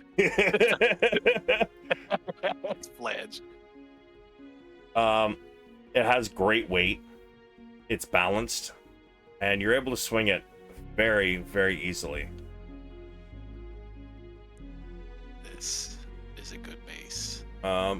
You can wield warhammers too, can you not? Would you rather have a warhammer? No. Really? I Okay. also have a shield. Okay, but you do know that mace is a D6 and warhammer one-handed is a D8, right? Oh, one-handed Warhammer? Yeah, like I think you're thinking of a maul. A maul is a two-handed weapon. If you want the mace, you can have that. It's fine. Well, I mean, I'm gonna take the mace for now, but I'm gonna eyeball those Warhammers and be like, never tried one of these things. You if you have proficiency, you've definitely tried it. You're not your choice weapon. Well, then I'm gonna take the mace and just eyeball up the Warhammer and say in my head, another time. All right, very well. Bedveer, how about you? So, question: with the +1, is it limited to one item? And I'm not trying to get hog wild here, but I mean, if you're looking for what all are you trying to find? First off, let's go with that.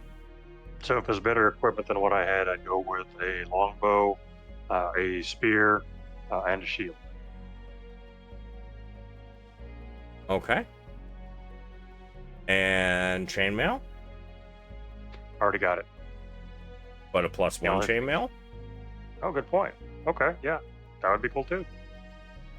Yeah.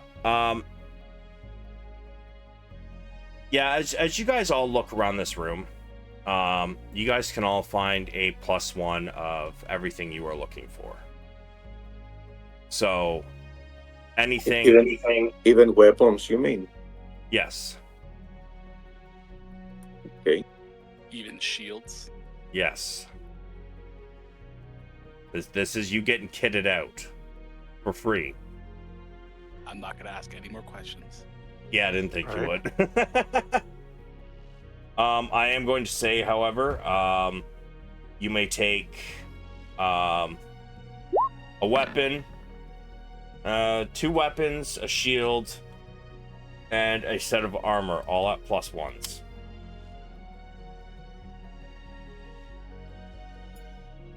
And now looking for +1 on this, do they also have arrows? Oh, sorry. Bows won't have +1s to them. But you can get Okay. you can get +1 arrows. Yes. All right, cool.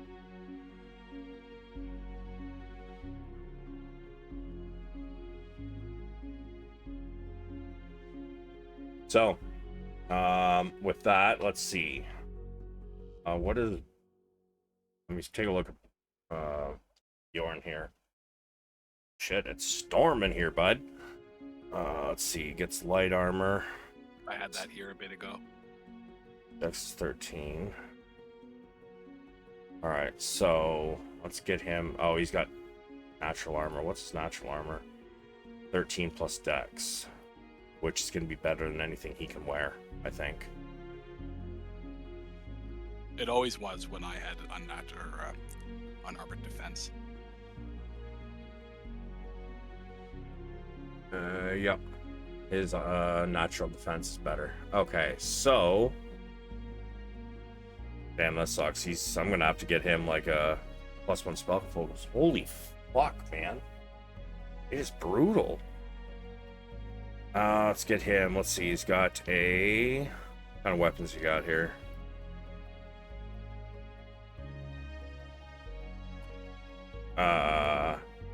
So he has like no fucking weapon.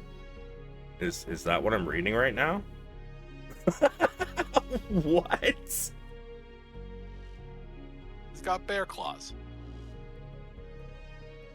All right. All right. Let me throw in some shit for him then. Can he intentionally play his instrument poorly to deal psychic damage? I mean, not really. Like, he could purposely play it poor if he wants, but it's not going to cause psychic damage. Let's see. Can he wield? Okay, he's got a rapier. He can do that. Wow. Oh, and simple weapons, so a short bow, I guess, would work, I believe.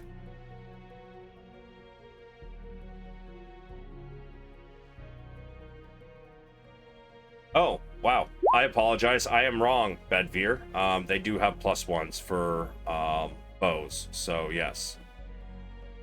Cool, thanks. And you can throw in some quiver of +1 arrows. Thanks again.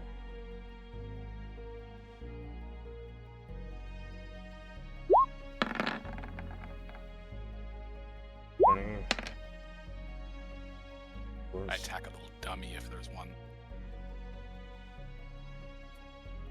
I take 2 glaives, and if possible, I try to find the one, at least one with the same tip as my armor design. Okay. Yeah, sure. You find one.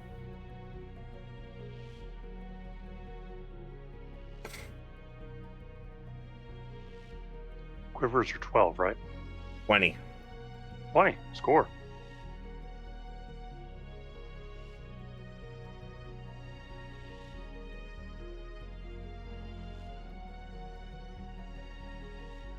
All right, so you can't use shields, can't use armor. So since Bjorn can't use armor, I'm going to give him some extra arrows. He can't use armor or shield.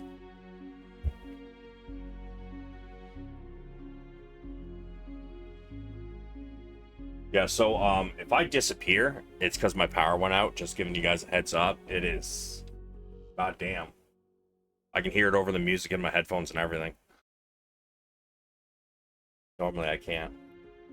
There was a light show out here a bit ago. I'm sure there's one here, but I can't see out my window, so.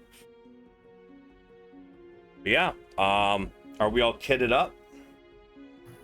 I haven't shopped yet. What do you look for? Not a shield because I've already got Ispens, but splint mail and longsword. Let's see. Longsword, yes, you can definitely find one of those. As for splint, let me take a look.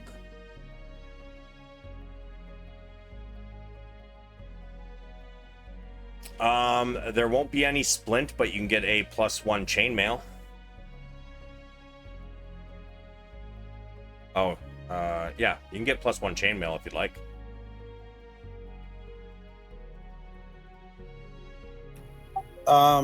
You said there was half plate, right? Yes, half plate is a medium armor. Which I could wear since I know how to wear up through heavy, right? Yep. Okay. I'll take half plate and a what's it called? Longsword. All right, you can get +1s of each of those, so you can just drag them in from the compendium. Do any of the swords look different than each other, or are they all like pretty generic? As you look around, you do seem to find one that the hilt almost looks like a heart, and it's gold, or at least gold colored. Heart or harp? Heart, like dun Okay. dun dun. How does that one feel balanced? Very much so. I'm going to select that one. And who was it that named their weapon? Braun. Sigh. Was that out loud to the party or just an aside on Discord? It was out loud to the party. Okay, I'm going to hold it up and say that this is vengeance. And sheath it. Is there anybody like tending the armory? There was a guard asleep outside the door. But there isn't like an armory employee person No. that I could. Okay. Then for now, I'll hold on to my old sword also. For sure. Versus taking things just to sell them, I might just sell my old one. All right, sounds good.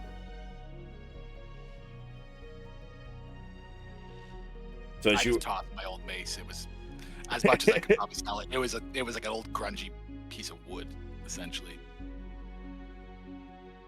okay.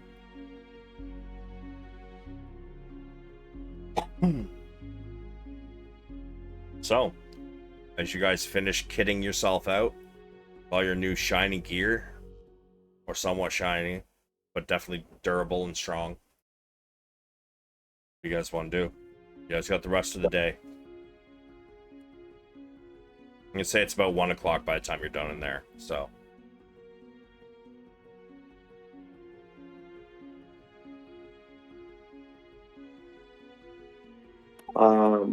I'll just try to make this glaive my new packed weapon. Something that I can do at the end of a long rest when the time comes. Okay. That's all you're doing for the whole day?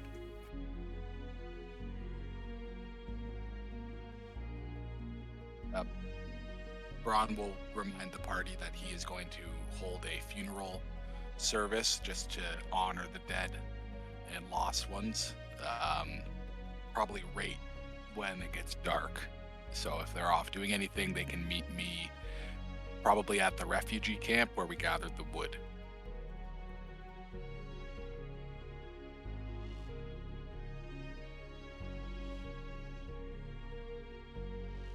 Sounds good. All right, is there anybody else who wants to do something, or are we just fast forwarding?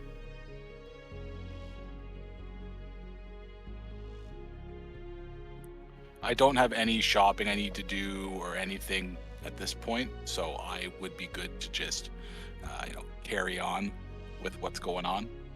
Whether that's just passing time in the tavern or working away in the refugee camp, getting ready for the funeral for Braun.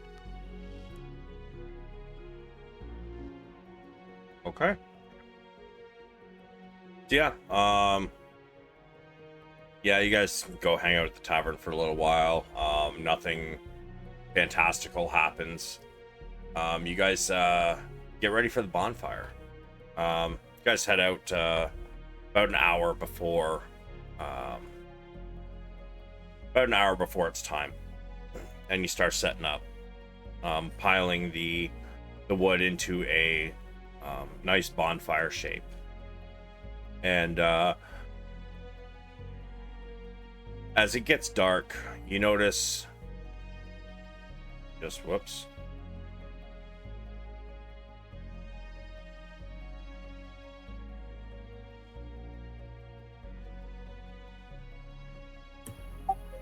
The signet we got from the marshal, is that another signet ring, or? No, it is like something kind of like a pin almost. It's just so that, people can just look at it and identify you as, a higher rank or a lower rank kind of thing. Okay, I'm going to affix mine to my new armor and also put my holy symbol of Majir back on. All right. And as it starts to get dark, the villagers all start to gather around. Wanted to do something, perhaps with the help of Braun. I'd like to study the pages of the book we found.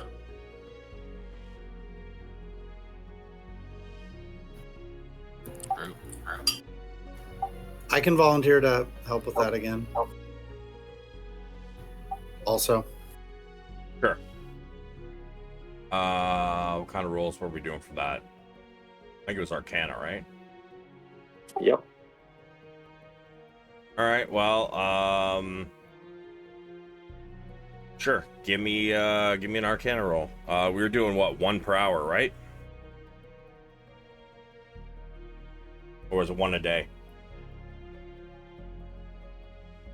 I think we made 1 per hour. All right. Just give me 6. Since you guys gotta take time to set up the bonfire and shit.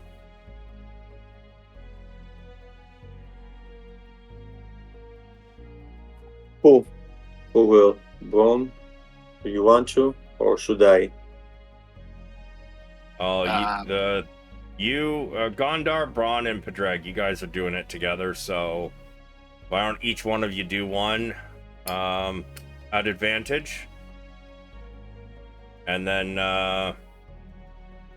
actually, I guess, yeah, each one of you can do one at advantage. That's a nope. That's a yup. A drag.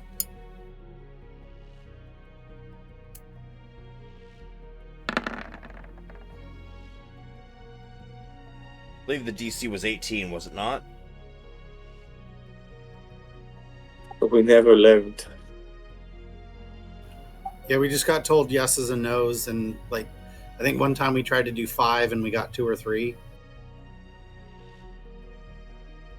All right, well, we'll call it 16 because I don't remember what it was. We'll call it 16. So that's 2 yeses. You can each give me another one at advantage.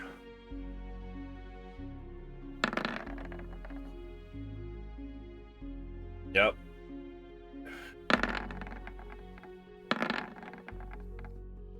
All right. So that's 5.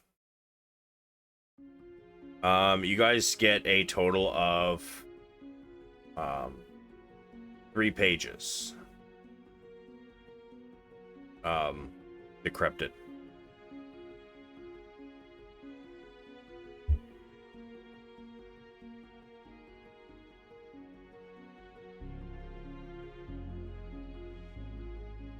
So, you guys have set up for the bonfire. And as the villagers all start to head that way, you guys notice Juniper. And as you notice Juniper, let me just do something real quick.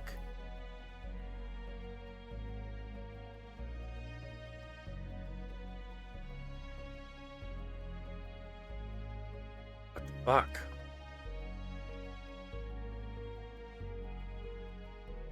Alright, fine then.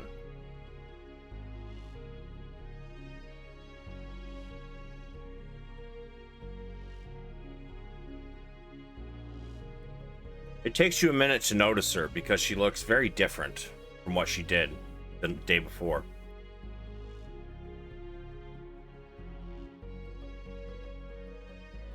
She has an eye patch over the scars where her eye is missing. She has shaved the sides of her head and slicked back the top. She seems to be in a breastplate. Dick. Metal? Yes. Oh, she's metal as fuck now. She stands with a... What kind of weapon does she have? She has... Strapped to her legs, you see a couple daggers. You see a longbow across her back. As well as at her sides, you see a short sword and a scimitar. She's very straight-faced. Oh, I turned them off for my last thing, and I forgot to put them back on, Snow. My bad. Does she notice us? Oh yeah, she's standing in the crowd, watching. You guys are at the front by the bonfire. I would assume at least you are. I don't know where the rest of you are. Are you all up by the bonfire that's not yet lit? Or some of you in the crowd? I'll hang back in the crowd.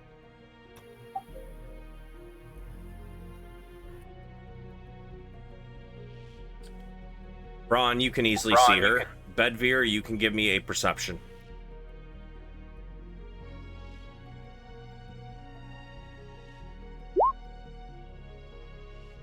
Yeah, you don't notice her. Padraig and Gondar, where are you guys at? I'll be up We're front, also like with Braun. Alright, and Gondar, sorry, where were you? yes, same here with Braun at the bonfire. Alright, and Bjorn's kind of gonna be up near the front, but off to the side, with his loot out, waiting. Can I gesture for Juniper to join us? You may. As you gesture, she looks over at you. She shakes her head. She stays where she is. I'll nod solemnly at her.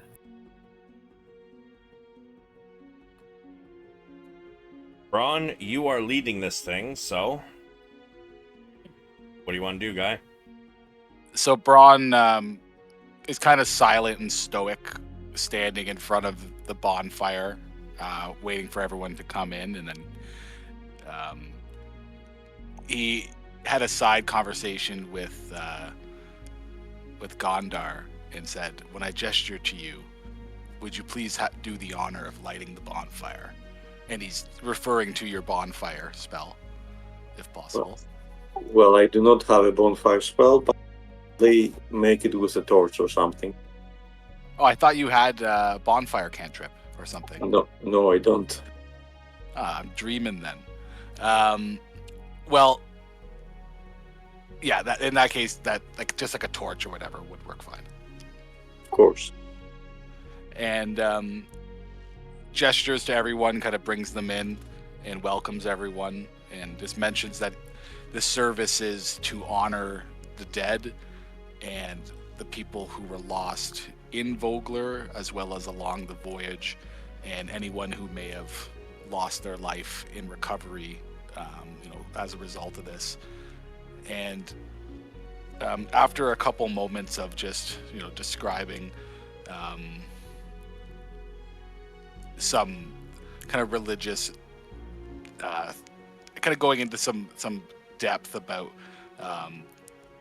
why it's important to honor the dead, he says to everyone that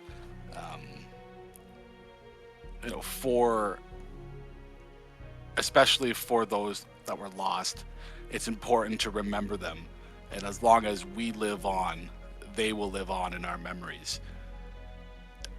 And then he speaks the name out loud. Becklin, Cudgel, and I have a whole bunch of other names that he lists out. People that he knows died. Barrett, other people he knows died, and he gestures to the crowd to speak the names of people who were lost that they want to remember, to make sure that they live with them, and kind of waits for a second. He takes the helm of Becklin that was given to him and puts it right in front of the fire and gestures to Gondar. I start the fire with the torch. Whoosh! Before long, just in a couple seconds, it bursts into flames. This is a large bonfire. The flames are leaping out probably about 15 feet into the air. It's large. I do not move away from it. How close to it were you? I wasn't standing right on it, but I'm standing, I don't know, probably like I'm 2 meters, 2.5 meters away. Depends how big this bonfire is. I'm gonna move maybe a little bit, but depending on the heat. It's large. You remember that time at your place when people stacked too many skids on it? And we lit the tree on fire? Was I there when you lit the tree on fire? Either way, I don't know, got my an cooler idea. almost melted. I remember that. Braun's not going to worry about any... What I'm getting at is Braun's not going to worry about any heat on him outside of like lighting on fire. If he's burning a little bit, he's going to grit the pain. And Bjorn starts pulling out his lute, and he starts playing kind of a somber song.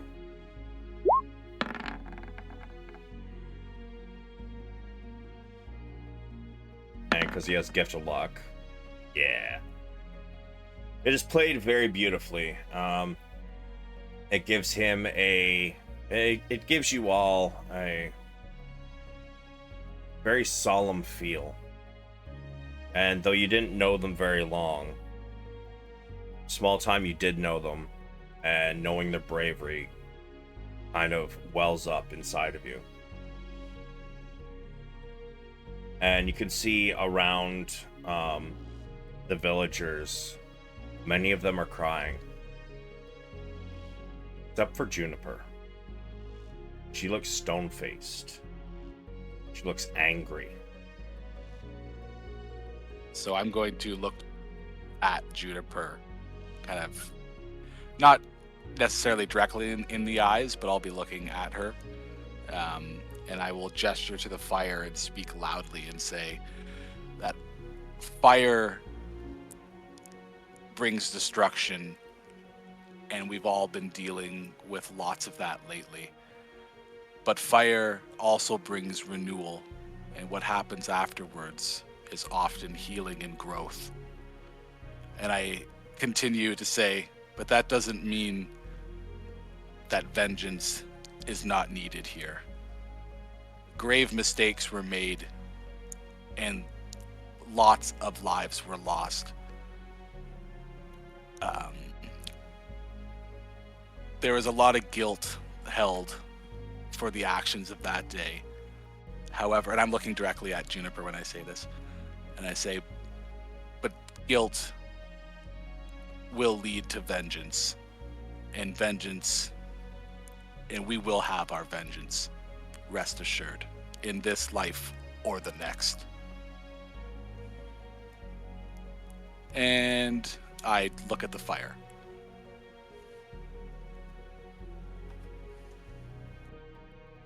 Bjorn continues playing, as long as there are still people there grieving. How long are you guys staying for? Ron is going to stay until the fire burns out, so he might be a little tired. All right. I'm going to stay until Juniper moves.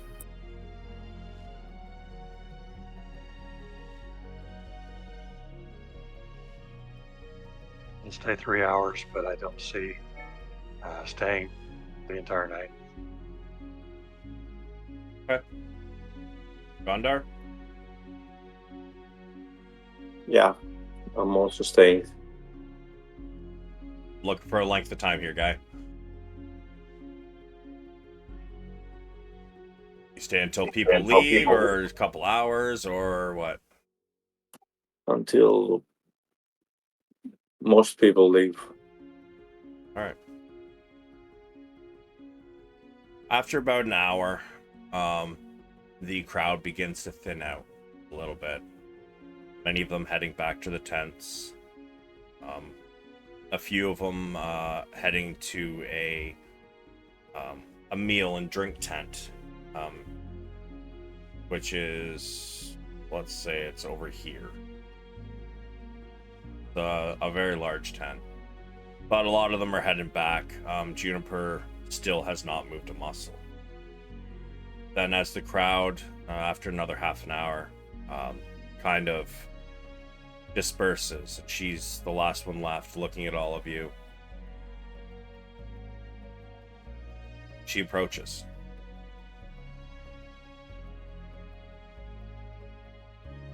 It was well said, Braun. Thank you, Juniper. I meant every word.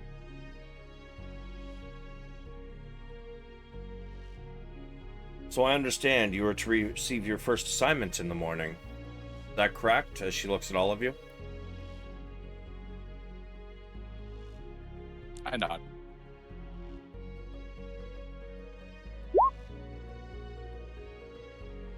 It is.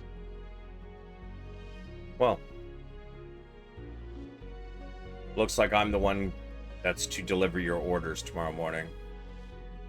I left early this morning to go meet with Marshal Vendry. I spent much of the morning demonstrating the training I learned from Becklin and Darrett.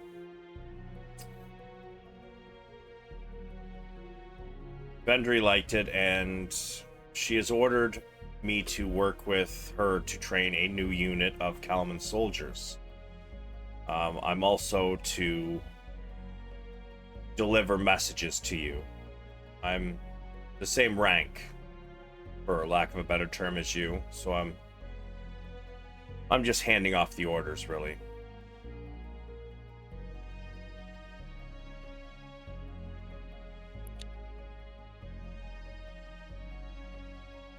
Fair enough. Do you have our first assignment at this point, or has she not given it to you yet? No, I'm supposed to get it in the morning and deliver it to you. Okay. Although I think it's got something to do with bringing an inventor of some sort. I think that's the one she settled on, but she said she needs more time to figure that out.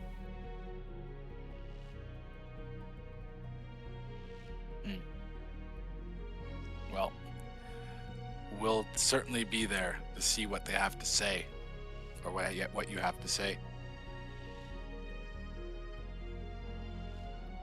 Indeed. Well, I'm going to retire. I have a place with some of the soldiers in the barracks. Before you go, I did have one question. We've been faced with an interesting situation. Becklin had entrusted to us a suit of armor for Darrett, and as you know, he unfortunately did not survive the attack in Vogel. Have you any insight as to what we might do with it?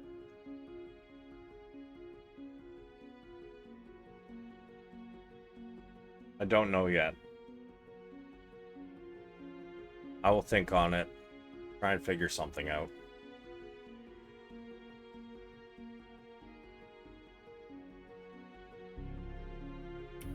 I'll raise my hand to get her attention. He looks at you. And with the other hand, I'll take out the 10 dog figurine. You are handing me a statue for what reason exactly?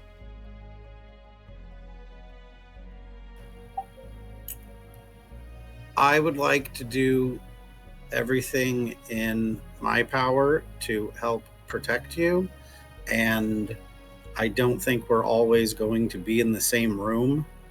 I want you to have this so that it might be able to help protect you if that need ever arises and you're not near us. And explain to her briefly what it does. I see. Very well. She'll take it from you and put it into a pocket. I'll tell her his name is Good Boy, and may he serve her well. Thank you, Padraig.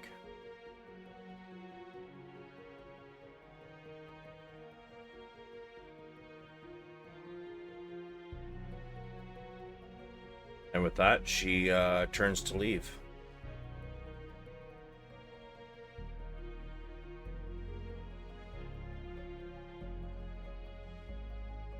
I bid her good night.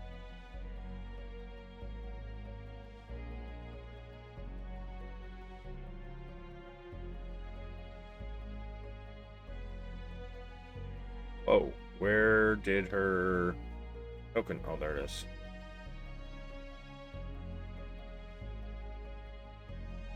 The fire begins to burn low.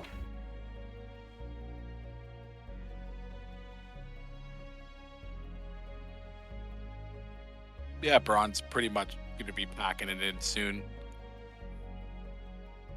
Heading off to probably to sleep in the camp again, unless the party's going back to their other quarters, and I'll go with them. Is everybody going to sleep? I'll sleep at the the barracks. But I want to make note of exactly on the map where the bonfire is. Can I put a mark there? Yep. I want to plant something there later. Okay. Nice. Also, what happened to Becklin's helmet? I placed it right in front before the fire was lit. So it wasn't consumed in it? It may or may not have been. I don't know. Give me a luck roll. Ron. And I'm gonna use my luck, gift of luck, because it's gonna be out soon. That's not how that works, my guy. Okay. So yeah, that's got to be skill checks and things like that. Skill checks, saves, attacks. I think it did say any roll. Yeah, this is not a regular roll though. This is like, Yeah. You know what I mean? Yeah, no doubt. It is not completely gone, but it is definitely misshapen, even worse than just having the dent in it, and it is blackened. Okay, I take it. Okay.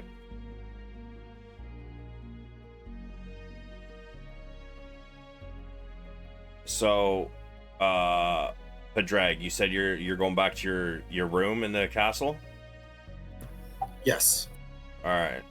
So your rooms aren't barracks; they're basically they're like private rooms. Well, it's a hallway really with small. No, that's right. It was a fucking basically one room, wasn't it? With just a couple small rooms off of it. Yeah, wasn't it like 6 bunks or something? But Juniper has her own place now. Yeah, that is correct. So yeah, the rest of you, Bedveer, where are you going? Going for the barracks. Gondar? I'm staying there with the refugees. Okay. And Braun?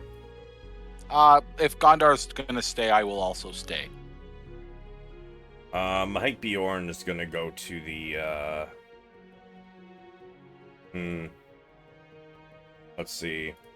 Odds are he stays in camp. Evens, he goes to the barracks. He stays in camp. Looks like we're staying in camp. Well, no, I mean, he is. You guys don't have to if you guys want to go back to the barracks. I mean, you and Padraig. Parties, I think. Padraig said he was going back to the barracks. Oh, then I'll go to the barracks too. I'll just follow everybody. All right. So you guys settle in for the night, and you get your long rest in. Before getting a long rest, I cast again. Give the flag to me and Braun, since we're together. Okay. I believe Bedveer is also there. Oh no, Bjorn is also down there. He'll cast it on himself as well.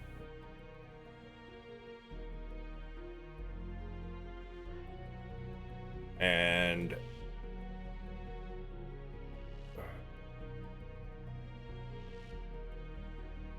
all right, so you guys get your long rest in. Padraig and Bedveer, you guys awake in the morning to a knock on your door.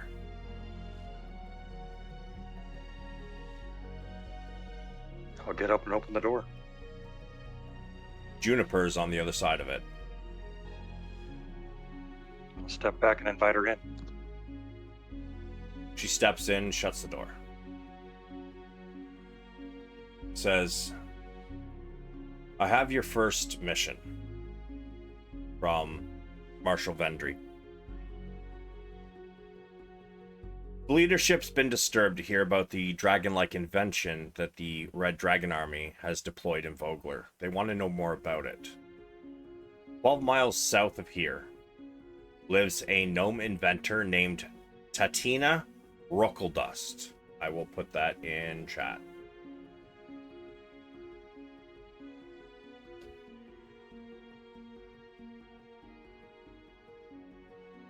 We need you to go to her home and see if she knows anything about this device or similar ones. Whether she knows something or not, ask her to come back with you. Marshal Vendry wishes to meet with her, and they hope to recruit her as an advisor.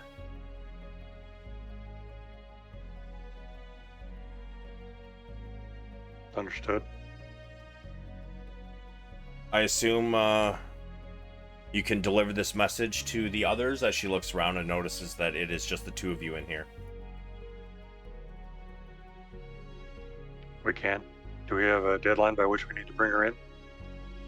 As soon as possible. It is a long journey. I would suggest you get some food and then probably head on your way.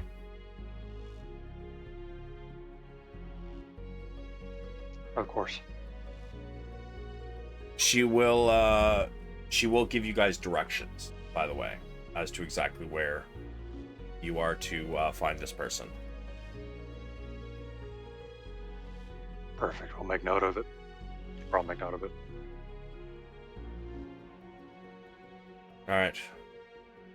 I need to go and train for the day, so Bedvere, Bedrag, and she gives a nod.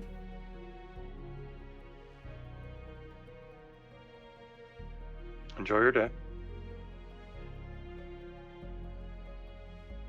And she opens the door and heads out.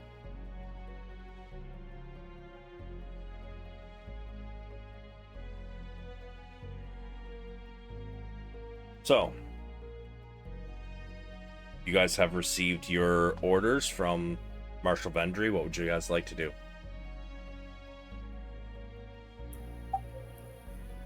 My first thing would be to head to where we had camped the previous night, assuming those who didn't crash in the barracks are there or near there.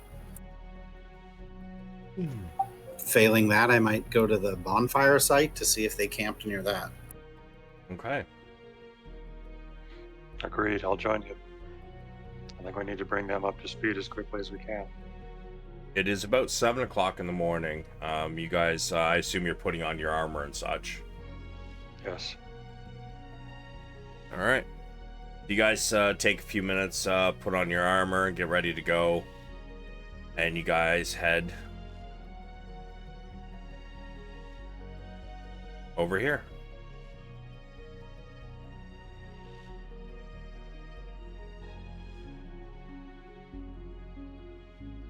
You guys arrive to find the three of them still sleeping. Bjorn snoring very loudly. You mean like a bear? Go ahead.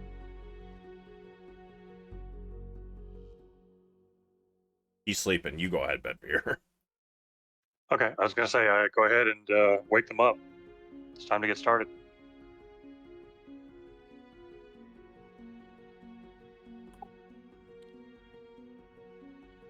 So we got our orders. We do. We are to make contact with a gnome inventor named Tatiana Rookeldust with the purpose of bringing Ms. Rookeldust back to Kalaman in hopes that the city can recruit her, and also in hopes that we can learn more about the dragon-like invention possessed by the opposing army.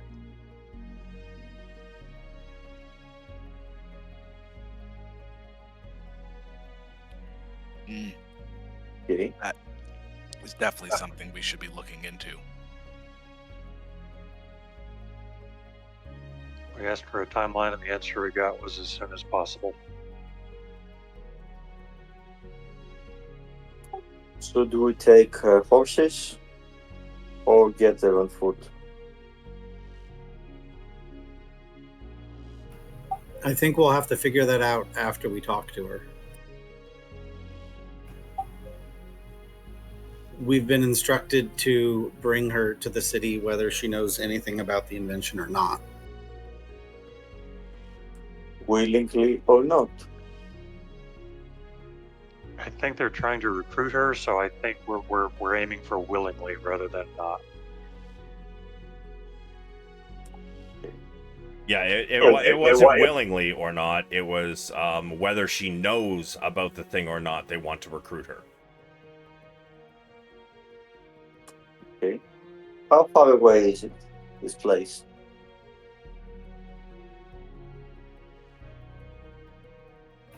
Like, is it close enough if it's on my larger area map?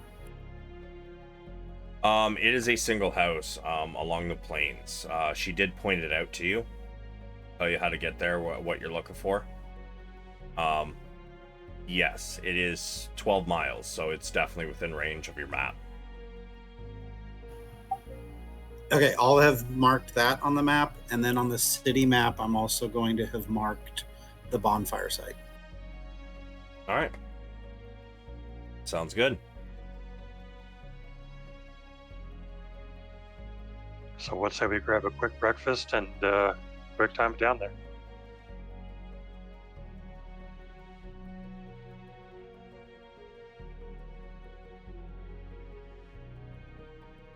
It sounds like a plan.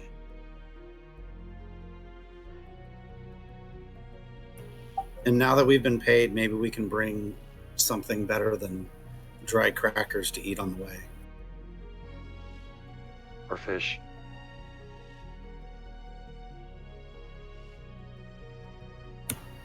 I'll look at Bjorn and roll my eyes at that.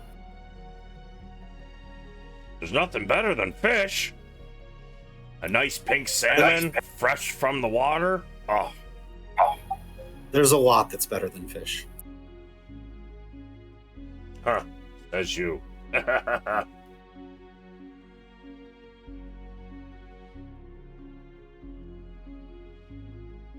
Yeah. You guys want to go grab breakfast then? Yep. Yeah, you guys get in there. Breakfast is the same price as always. I believe I said 3 silver apiece. Yep. Yeah, you guys get some breakfast in you. You guys ordering anything to go? What do we have for rations? I say to the team. What do we got here?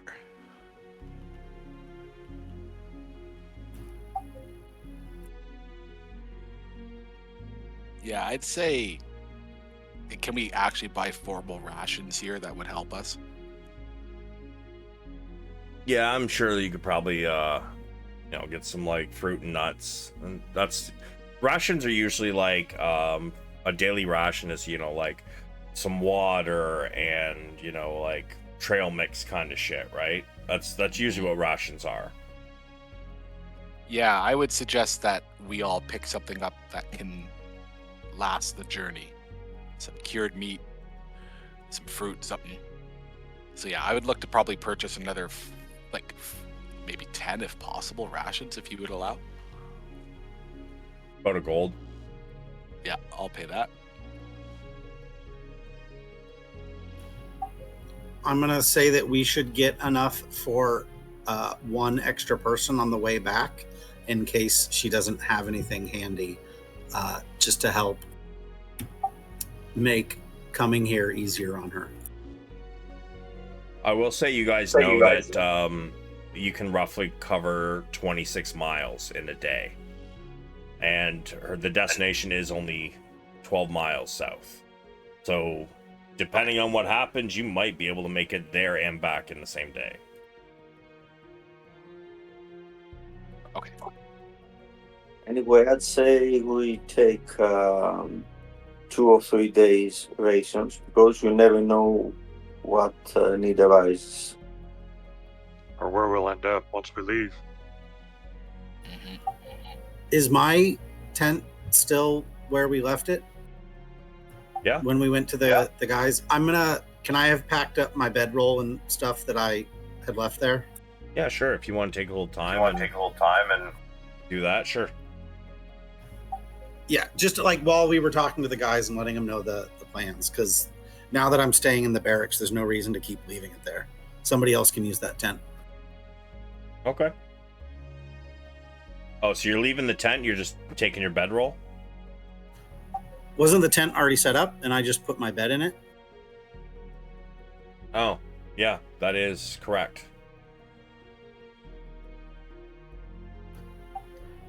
Do I have a tent? No. I'm carrying a lot. I'm going to leave the tent there. You do have a bag of holding, remember?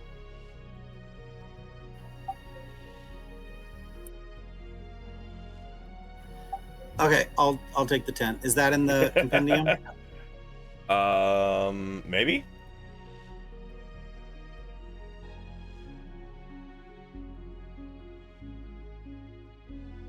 Yes. Would it be campaign field tent or just regular tent? Just tent. Field campaign tent would be like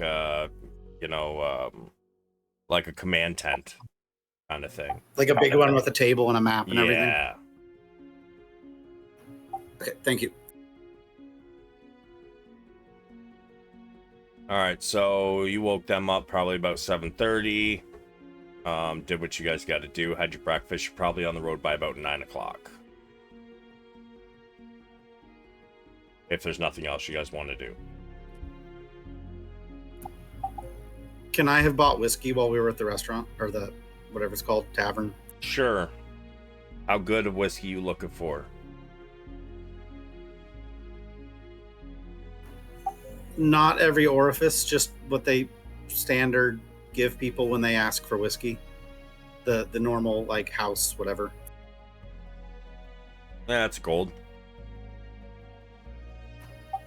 I also, since people chipped in for my ritual ceremony thing, I want to distribute 1 gold to each of the 4 of us from my weekly pay. Thank you, Padraig. And I use it to buy a bottle of whiskey. Middle shelf stuff. Same idea. Bjorn will do the same thing.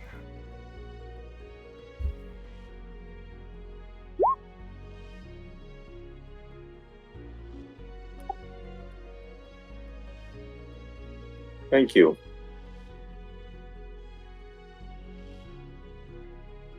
All right. Well, you guys are ready to go about 9 o'clock. You guys start to head out. Let's see.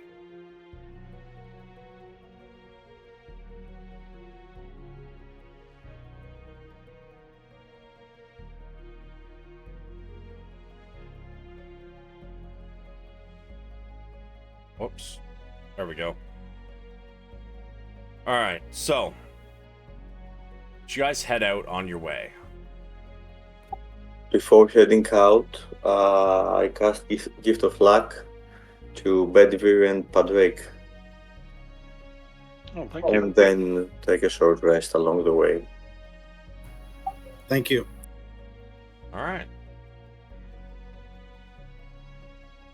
So, to the south rise the Dargard Mountains, constantly cloaked in dark clouds that often spread their gloom across the surrounding land. One person may give me a history check if they wish. I can.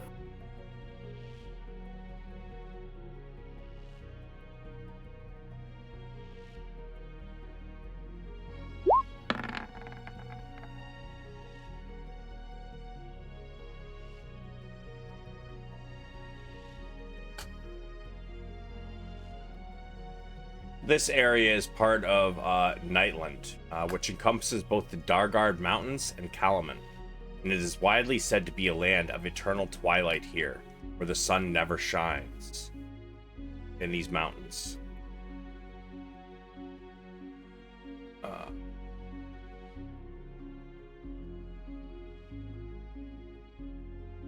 In reality, the area is actually gloomy and sees frequent drizzle, but hardly suffers from accursed darkness.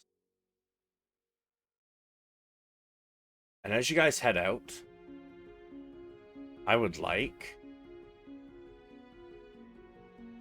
Bedivere, give me a D4.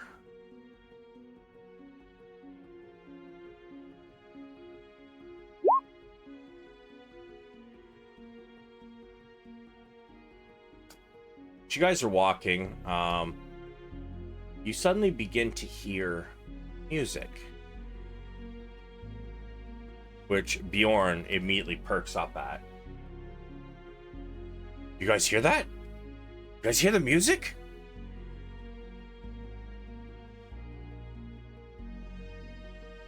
Do I hear the music? Give me a perception. Do we?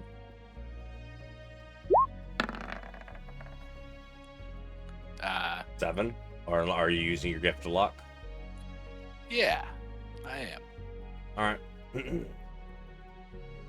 You do hear it. It's hard to see over the tall grass. But eventually, you guys do catch a glimpse. There is a man walking by with a bagpipe. And behind him, you see... Gondar, give me 2d4.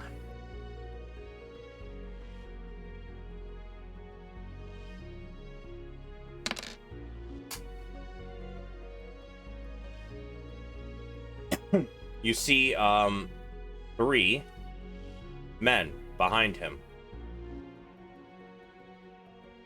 They seem to be walking, and the 3 in the back are kind of chatting amongst themselves. They do have some nasty looking weapons on them and several scars. They're wearing leather armor.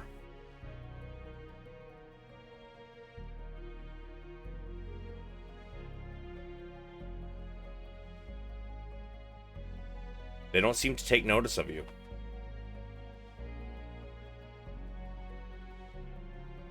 Live and let live, I say.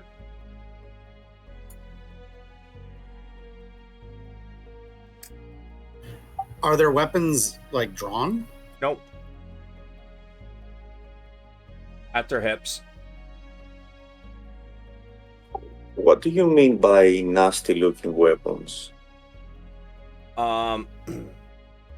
They look like they're really good weapons. Seem very sharp. And they also seem to have customized hilts and handles on them.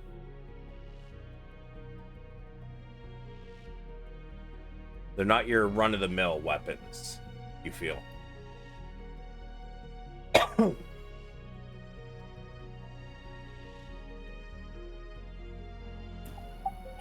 Guys, should we alert them of our presence or just go on?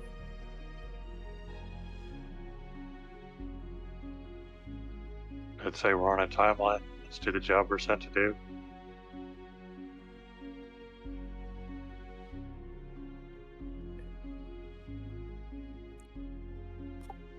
Yeah, fine by me. Fine by me as well.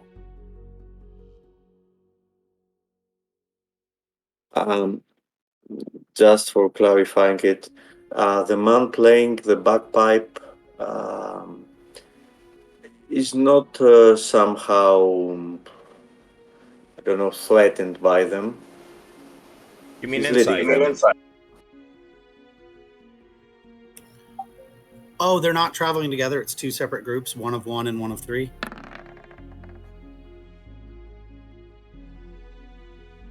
Fuck. Gondar, you believe this man to be under threat from these other 3 men? Yeah, I was saying I would like to use my luck now. Okay.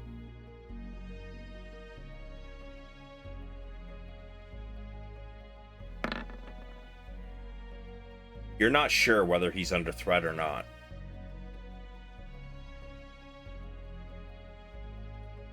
Guys, do you find it possible that he's a prisoner of these 3 guys, the weaponed ones? What is their formation and distance between each other? About 15 feet behind the one playing the instrument, and they are walking. The other 3 are walking side by side. It seems unlikely, but we could always inquire as to the situation and make sure that he's well. Another quick question. How far are we from Calaman? Are we all the way down there already? Probably about a good hour and a half. They seem The to be one with heading the- northwest. So we're like still within the realm of them. So I would also just say to everyone that I would say, we took an oath to uphold the laws of Kalaman. So Can I you wouldn't- ping the so I map wouldn't where check we that. are? You are not even past the word Kalaman. But so if But we're that close to Kalaman's Kalaman and they're heading, Kalaman is here. yeah, if they're heading northwest, then they're heading towards Vogler. Probably somewhere in that area. Yeah, we might be justified in letting them know that that's not a great place to head right now. They might want to go to Kalaman instead. I'd say it's within our duties, within the realm of our duties to let these people know. Yeah, we can let Captain Bagpipes know that there's a music shop and some friendly bards in Kalaman too. The music is playing. Is it sad or joyful? It seems to be a lovely road tune.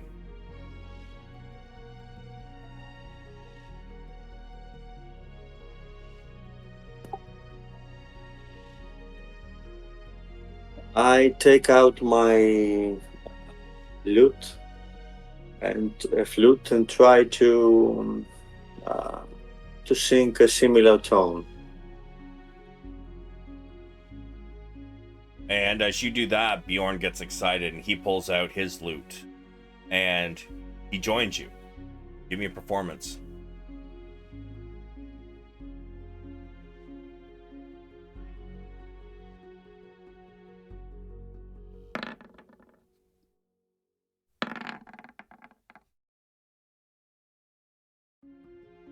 Do you wish to use your luck? No, I'm not a musician. So Bjorn kind of comes up next to you and gives you a weird look as he's like playing like very well on his lute. And the group, all four of them, stop. And the three in the back kind of put their hands on their weapons but don't draw them. And the bard, that is quite obviously ahead of the group, stops playing. He looks around. Are we about to get attacked, boys? Protect me! And he leaps off of the he leaps off of the path onto the other side, and you can see him kind of peeking over the top of the pathway, taking a look around.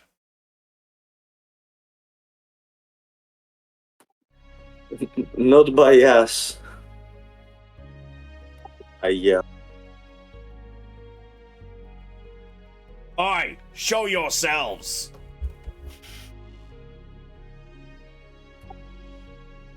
I draw a little bit closer.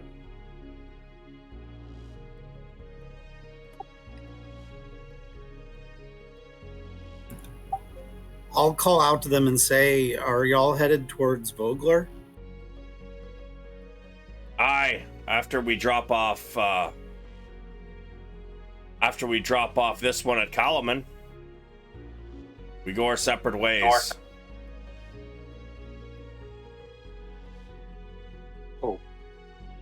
Okay. I see no need to delay further. Both you and us. Well, hold on. I heard there's some well-paying mercenary work up this way. Have you heard anything about it? In Kalaman, you mean? In the general area. I think they were called the Ironclad. We were looking to sign up.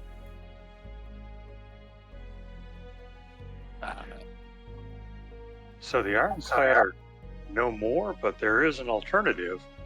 Kalaman is, by my belief, hiring mercenaries right now.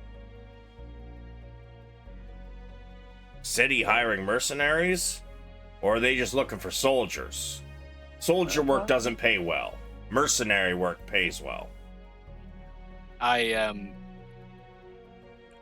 kind of shoot a glance over to Bedvere and say, who was your contact with the Ironclad? Sounds lucrative.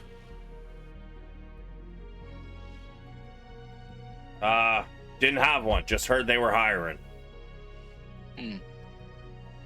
Well, yeah, we've heard that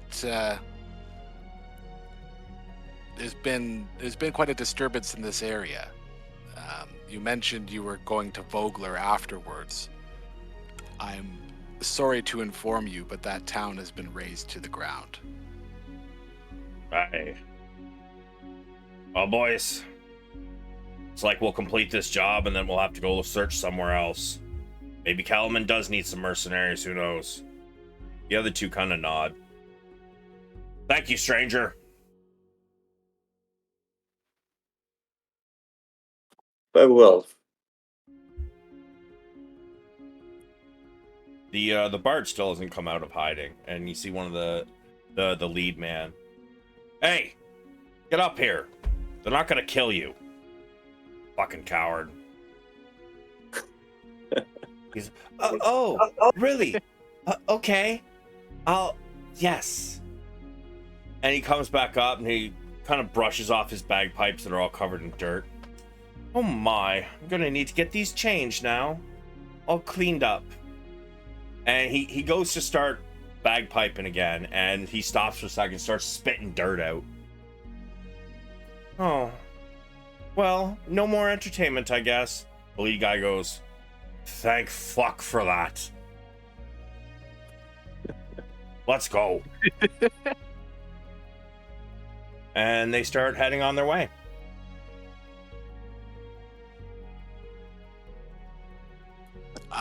Once they're out of earshot, I kind of say to the rest of the group, I'm like, those guys don't make me feel the most easiest. They did feel a little greasy.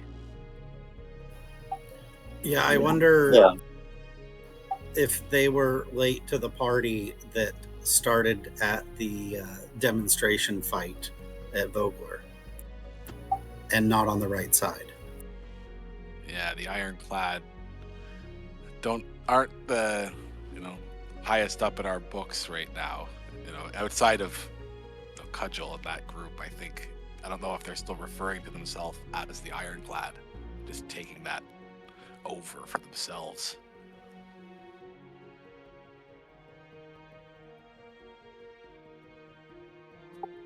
Anyway, they gave us no reason to look further. This is true. Maybe when we get back, we'll just let the other town's guard know to keep an eye out for people like that. As I'm sure they do. Let's head on.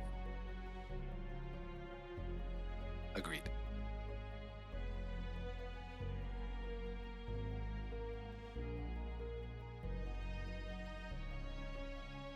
Call that in action. 1 second.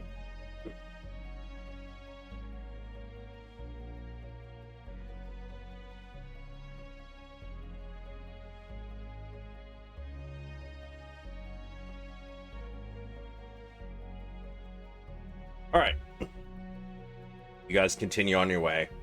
Another couple hours goes by. Let's see. I had Bedvere roll that last one, I believe, right? Yes. Let's go with Gondar. Give me a D4.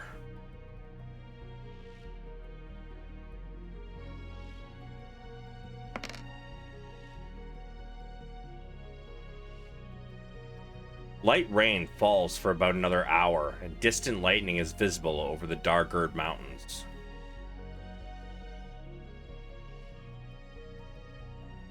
But nothing else major happens. You guys continue on your way for another couple hours, and as you do, come within. Okay. You guys believe you're almost there.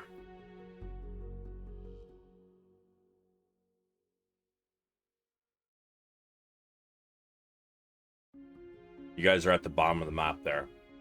Now, as you continue to head, the map is the reverse of what it should be, but you guys are coming from the south. The top of the map, or sorry, you guys are coming from the north. The top of the map would be south. As you come into sight, past some of the tall grass, you round a bend, and ahead of you, on a hill, stands an unusual structure that resembles both a cottage and a metal fortress. This building bristles with steaming pipes and whirring devices and is currently under siege. Amid clanging metal contraptions, goblins try to breach the structure, impeded by gadgets that spin and snap and thrash in the yard.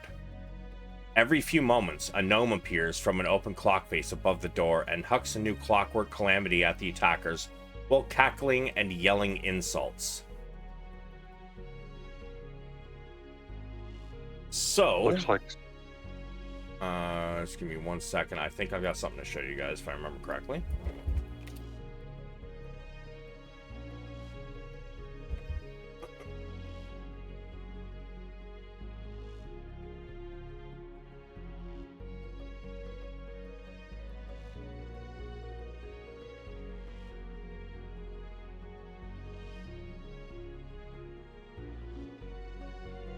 I just have to find it.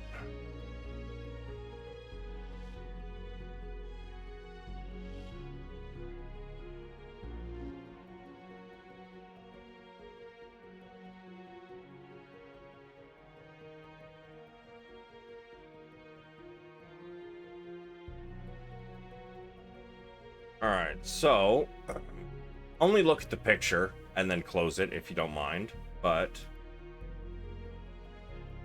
what the hell? Why is it not opening?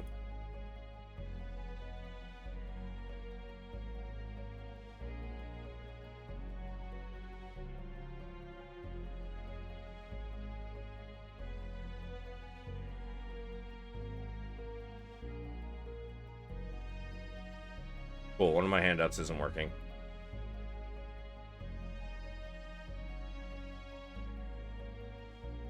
God damn it. Fucking roll 20. Give me a second, I gotta reload.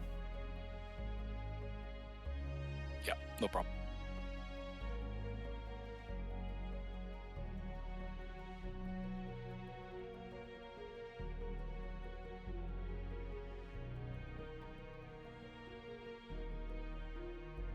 There we go. Here it is. This is the site you come upon. Oh, damn.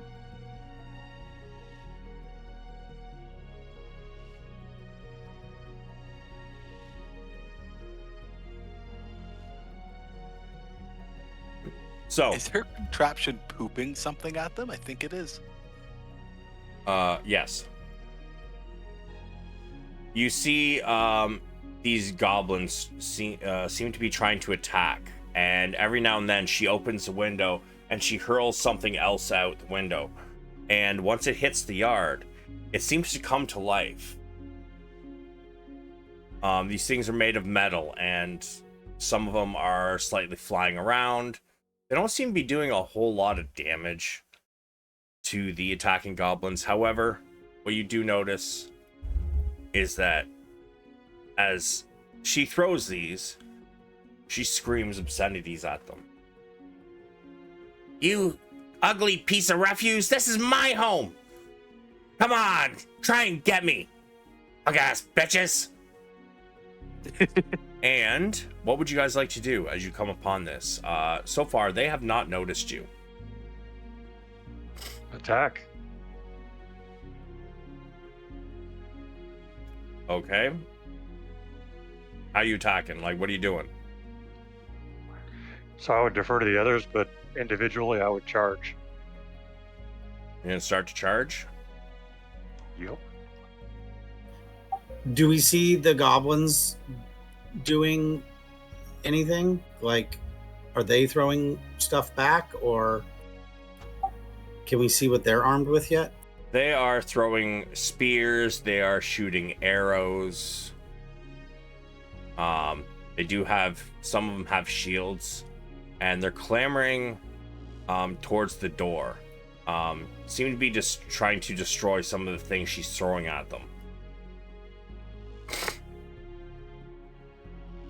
I am blessing Bedvere, Gondar, and Pedreg.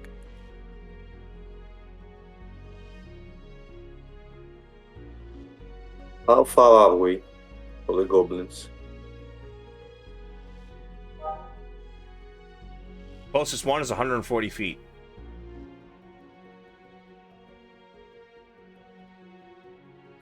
Well, as soon as I see a drake charging, I will get closer to cast Blast. All right. Are Yeah, there can- any fire? Is there fire burning somewhere in the battlefield? No. There's no fire. Okay. I'd like to draw my weapons, but not like yell anything as we approach. So you're trying to be stealthy.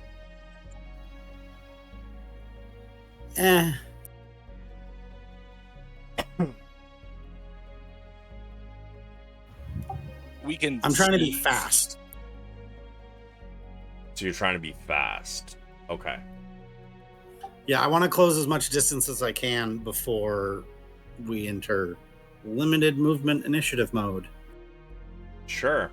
So you and Bedvere are gonna charge in. Gondar is going to get close enough to drop an Eldritch Blast. I'll be running behind Bedvere and Pedreg, probably 45 feet, Okay. 30 feet.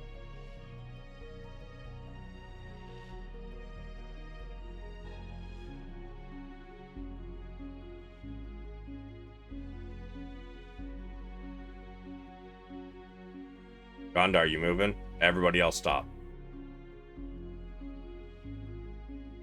Gondar?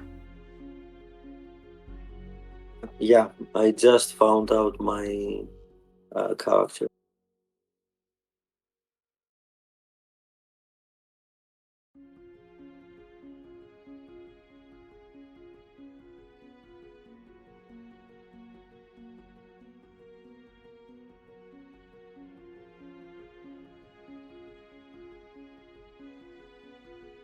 All right, at this point, give me a second. Let me bring up the goblin stop block.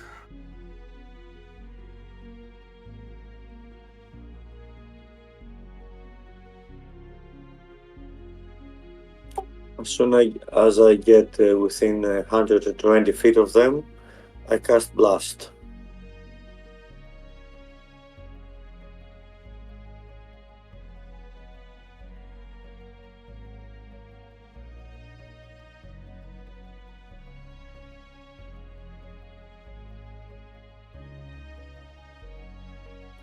Okay, should I cast it now?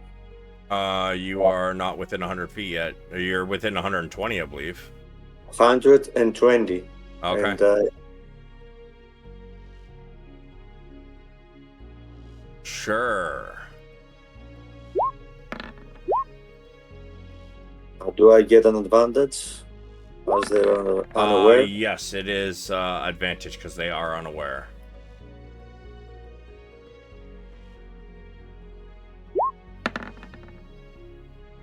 All right. And at this point, we are going to roll initiative. You can show me your damage and tell me which one you're hitting there, Gondar.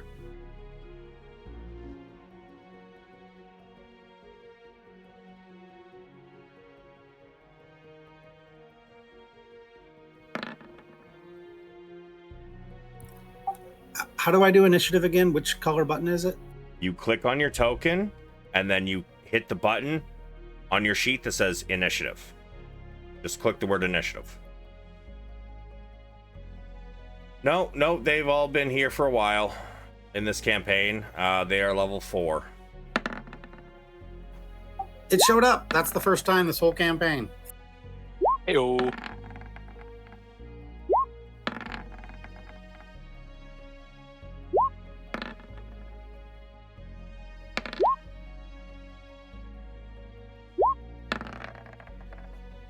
That's a damage. It's force damage.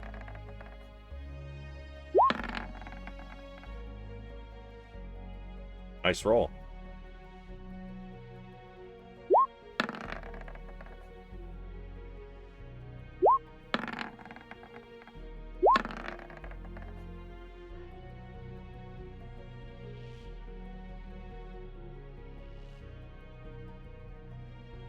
All right, so let me change music here, and we will get this party started.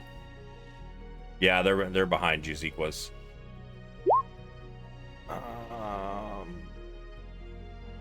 Combat, and I'm doing. So I'm going to use Seer's reaction at the start of this goblin's turn to re-roll my initiative, +5. All right, give me 1 sec. I'm not there yet. Yeah, no problem.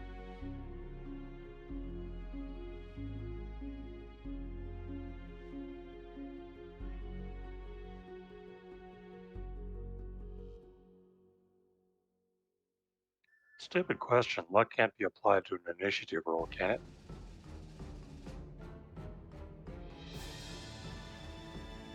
I don't see why not.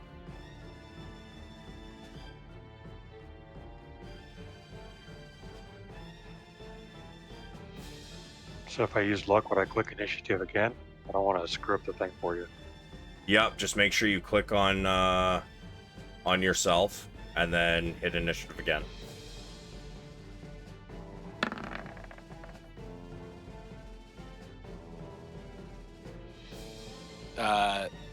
My initiative technically is now 11.1. If we can I make that change? Yeah, you click on your initiative, you type in the number and hit enter.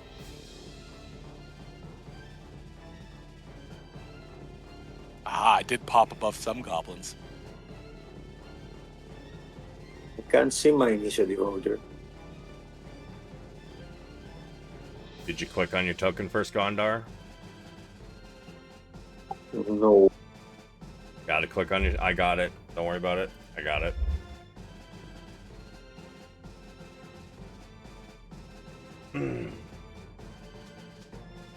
Okay.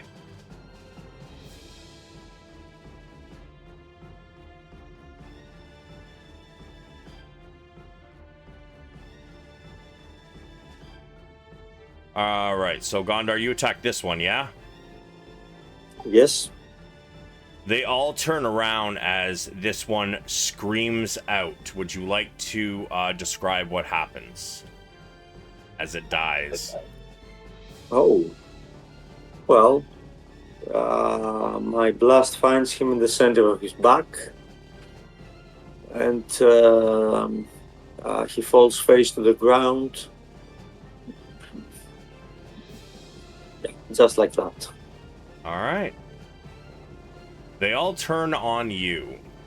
Let me see.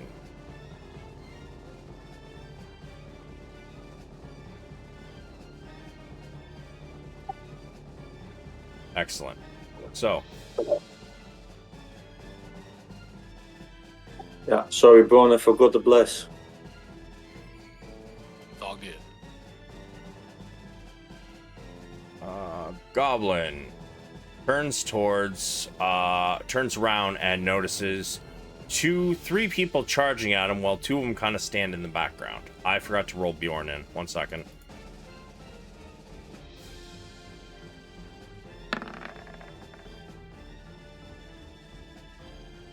Ha! Bjorn is first. Bjorn is going to pull out his loot and move up.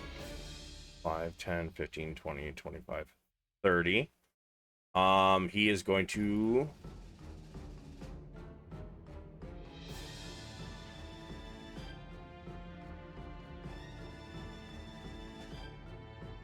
He is going to cast invisibility on Braun.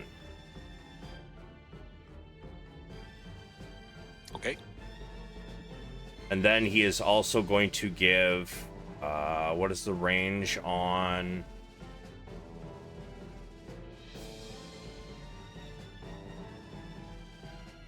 What is the range on his Bardic Inspiration? I believe it's, 30 feet, isn't it? Yes. 60 feet. He's going to inspire Padraig. So, Padraig, you get to use a D6 for a ability check, attack roll, or saving throw in the next 10 minutes. How long did it take us to close the distance we have before we rolled initiative? Probably about 10 seconds. Why? Just trying to figure out how long we still have bless. A round of combat is 6 seconds or 10? It's 6. So let's say it took you guys. One round to close the distance. So you got 9 rounds on bless left.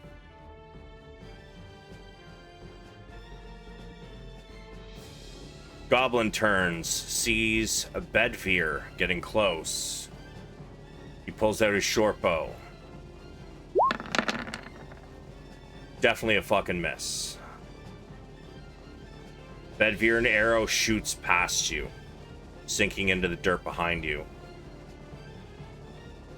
Let's see, how far away are... Yeah, 75. I don't think he's got range for that.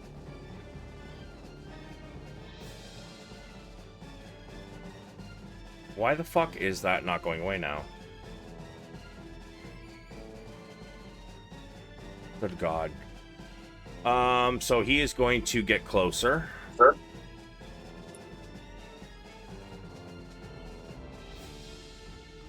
And as he leaps down from this small hill, it's only about 5 feet high, but he leaps down, he gets closer. Sorry, that's the wrong one. And he's going to take a shot at Drag. Does a 23 hit you, sir? Yes. You take 5 piercing damage as an arrow sinks into sinks through your arm, or through your past your shield and into your forearm. But Drag, it is your turn.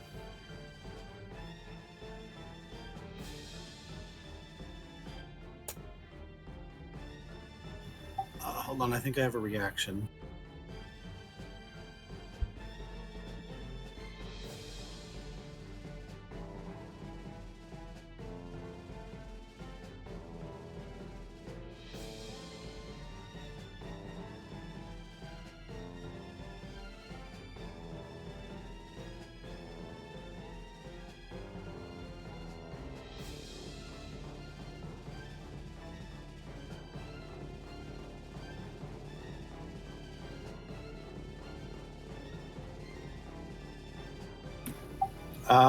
Never mind. It only works within 30 feet. Yeah, he's a little bit too far for that then. But it's your turn. Life transference arrow?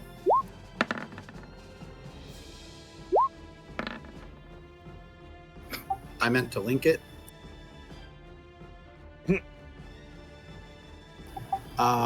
You have luck.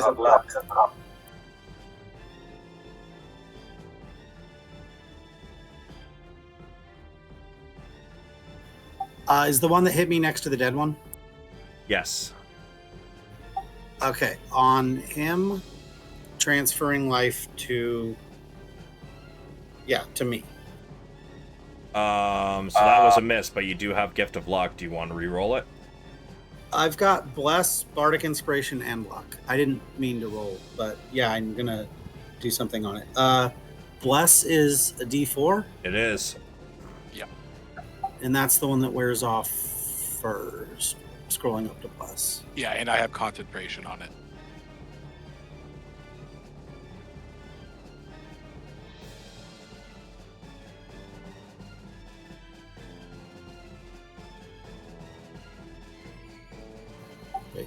Sorry, I don't. I've got 3 buffs on me, and I want to keep track of what they all do. I think I'm going to use luck. Actually, I think that's better. So bless, it doesn't wear off, and you can add more than one. Oh, so you can use bless every time you roll. It doesn't go away. Oh, okay. I thought it was 1 charge. No. Gift of luck, you have 3 charges. Bless is continuous. I'm gonna do luck and bless then, and save the bardic inspiration. All right. So, do I just roll 1 more time, and then it's the higher of the 2 for advantage? Yes, and the 10 plus your bless wouldn't fucking do anything. So just add your bless to your second roll.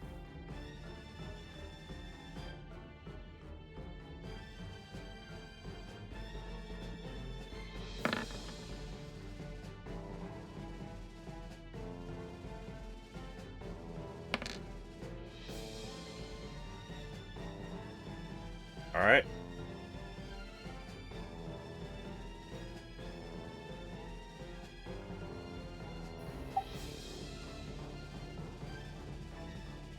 So if it hits, do I just type /roll 2d6?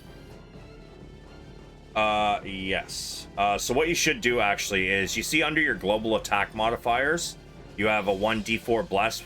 Check the box next to it. So next time you use it, it'll automatically roll the bless. Okay. So now you click on the life transference arrow in chat, and it'll roll you the damage for you.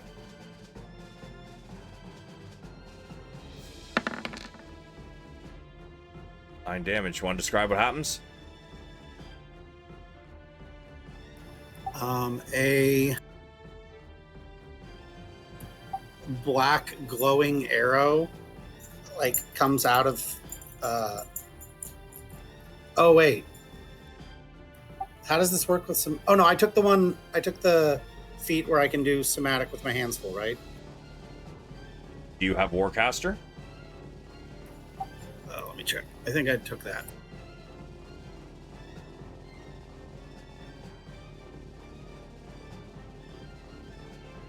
Yes. Okay, then yes. So I'll point at him with the hand that's in the shield with the arrow in it, and a black arrow shoots out towards him, and do a little jig after it hits him as I'm healed to full. Yeah, so pretty sure you didn't get hit for his full amount, so you only lost, 5 hit points? He's got 7, so yeah. Yeah, it won't give me temporary hit points, but it puts me back up to 40. Yeah.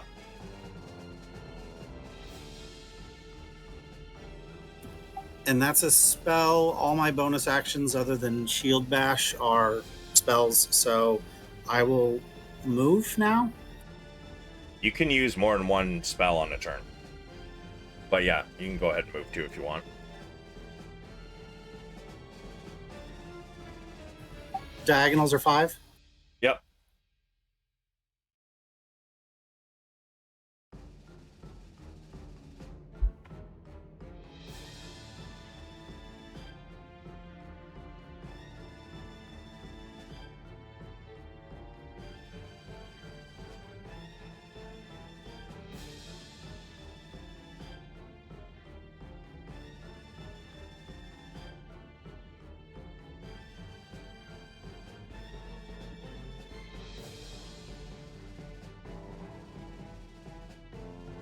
I'm gonna put, if I can do more than one spell, if it's a bonus action. Yeah. I'm gonna put Bane on the 3 in front of me that are within 30 feet.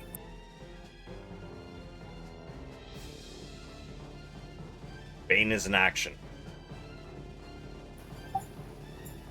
Oh, my bad. Oh, it's Hunter's Mark that's the bonus. Yep. Oh, but that requires concentration. Shield of Faith on myself. Okay.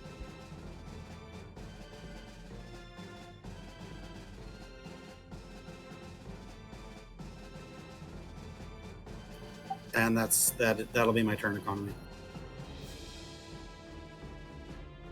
Gondar. I move.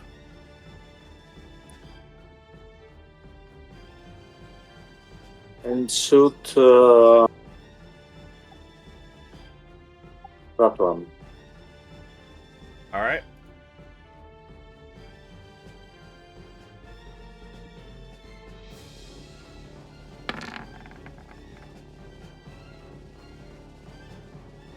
You wish I'll to use give your my gift? yes.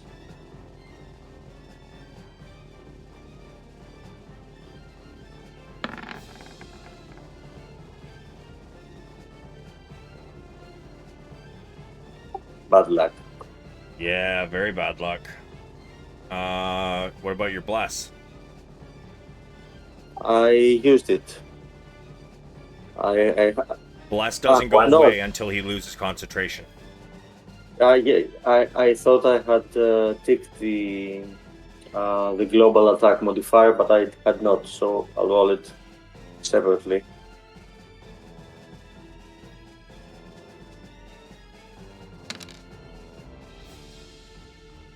There you go. That's a hit.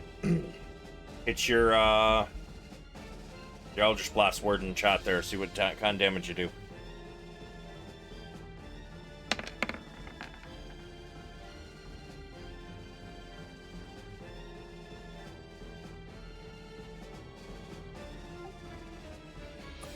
Yeah, but 5 force damage and 4 necrotic. What is the range on your hex? Yeah, I forgot to mention that I cast Hex beforehand. Sorry. What's the range on it? 90 feet. 90 feet? Okay. Yeah, you want to describe what happens to this one? Well, he's hit in the chest, but also engulfed in a black cloud. That's the necrotic energy. It's more or less a frightening effect, as it seems to drain the life out of him. Okay.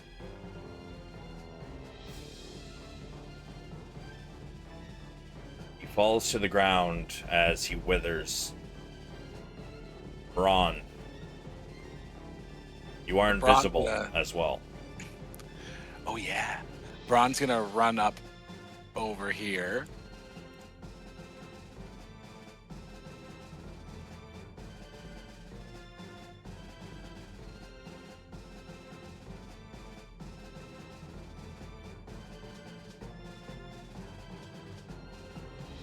So yeah, I'm gonna go forward a little bit more. That's all my movement speed, and then going to what type of invisibility is on me? Am I going to break it if I cast a spell? You don't know. Good times. I'm gonna cast a guiding bolt. Advantage. It's gonna be at this one right in the front. Okay. And for this, okay, I should be able to click it. Okay.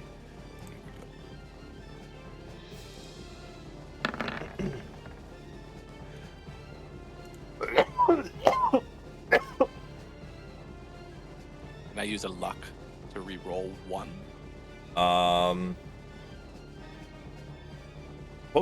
Somebody post gift of luck for me. Actually, you know what? It's in Bjorn's sheet too. Just give me a second.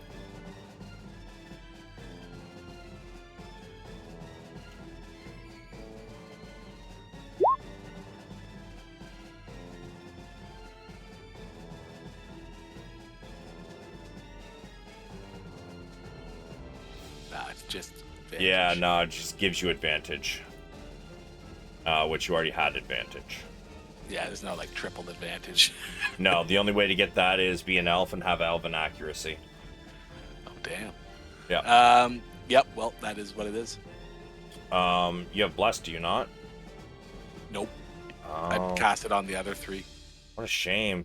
A streak of divine light flies out from right next to you, Betvir, and suddenly Braun is brought into existence next to you.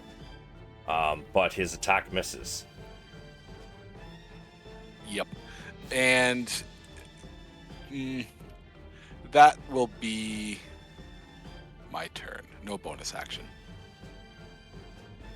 You hear a voice from behind this tree.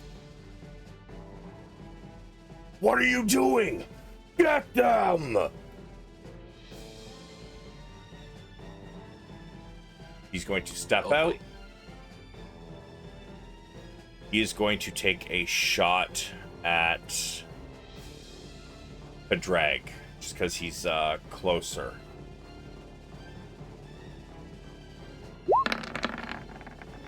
Holy shit, it's a crit. Sorry, Padraig. You take 15 piercing damage as it pierces through your armor and into your midsection. I need to do a con save for Yes, you do. concentration? Yeah. Needs to be 10 or higher to hold your concentration.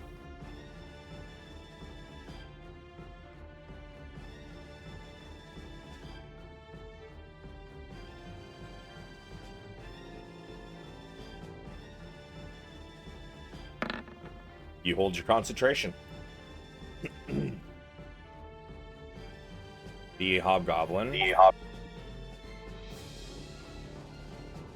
Gonna step back as far as he can there.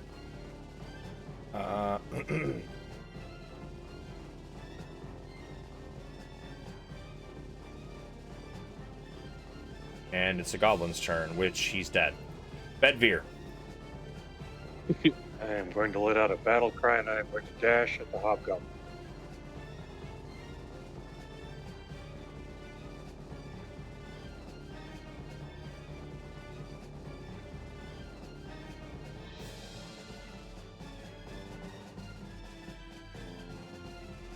And that ends my turn.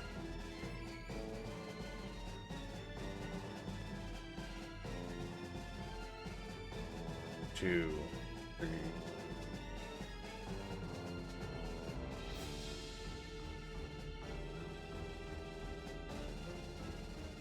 First one is going to take a shot at Bedvir. Two. Yeah, first one's at Bedvir.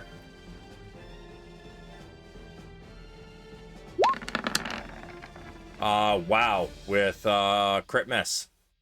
This one hits like the treetop, completely misses you.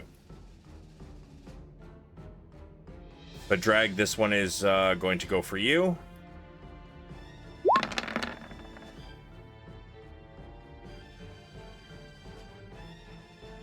That's a miss.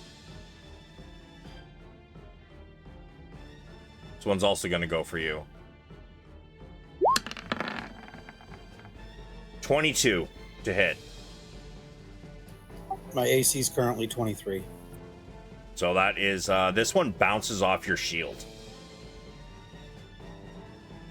The window opens up here, and you hear, "Hey, you ugly bastards! Catch this!" And she throws something into the yard. And then she shuts the window.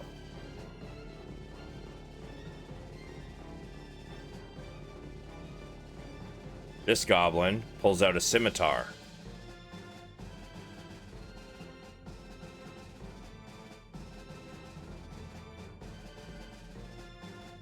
This one also pulls out a scimitar.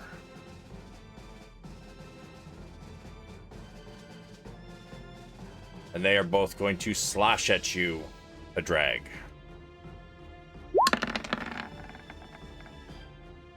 And they are both misses.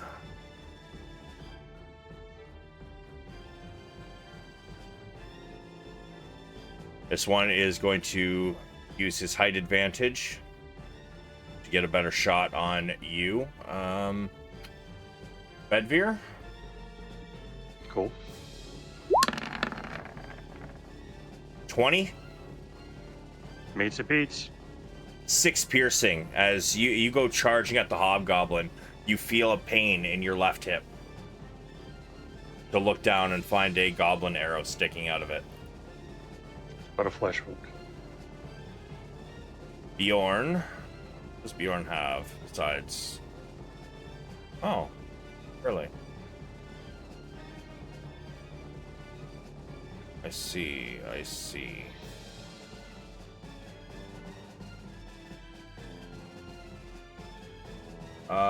just need to look up this feat he's got real quick.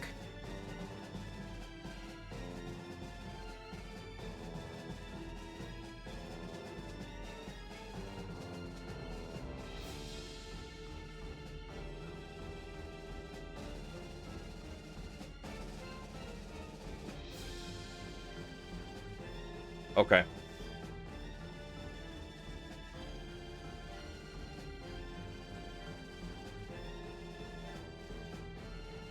He's going to move up.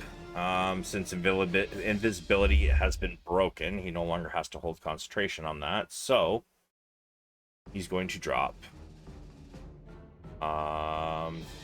Dissonant Whispers do.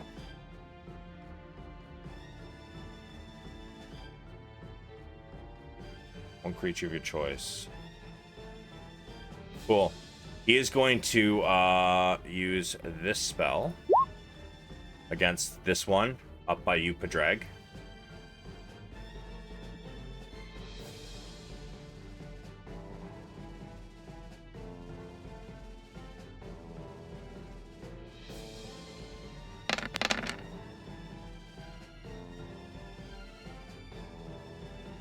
Wisdom save. It fails. Oh, damn, so close.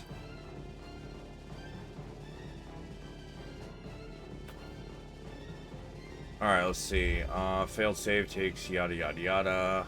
Must immediately use his reaction, if available, to move as far away from you as he's allowed from you. Really? So, he's going to start moving. Do you have a reaction still, Padraig?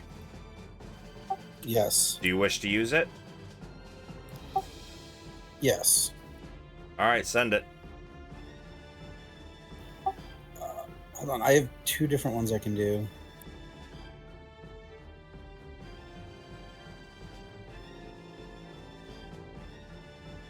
Oh, shit. Before his turn actually happens, sorry, Padraig, I need you, sir, to roll me 2d6.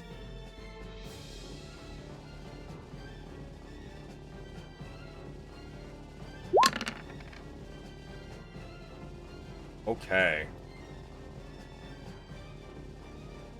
I need you to make me 2 dexterity saving throws.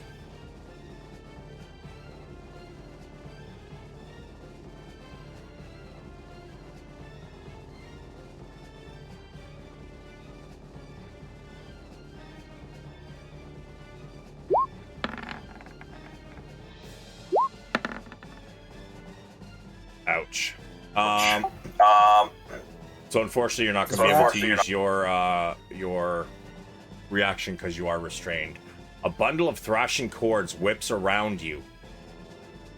As Can I not use luck on those? yeah. You have 2 charges of luck left. I used one. All right, so let's see him.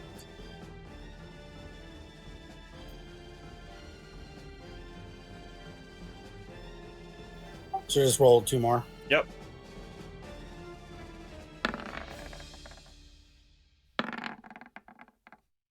Oh, so lucky. One of the contraptions triggers, but as she is not controlling it, once it gets out there, it just attacks whatever's in the area, and you are near the goblins, which is where she'd been throwing them. These thrashing cords go to whip around you, and you smack one of them away with your shield and dodge the other one as this goblin is about to start running. You may use your reaction. I'm just gonna take a opportunity attack on it with my sword. All right. So that's just a regular attack. Yep.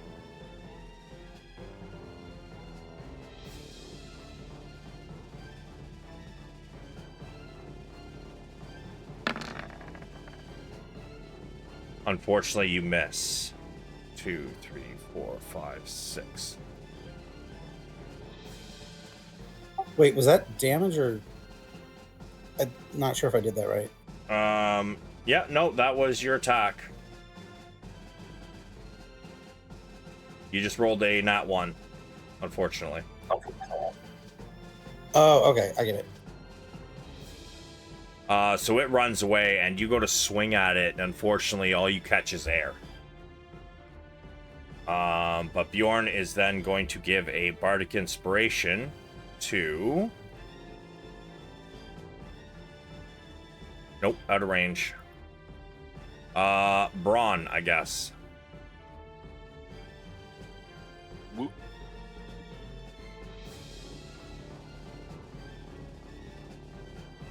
And that's going to be it. Yeah, he already moved up, right?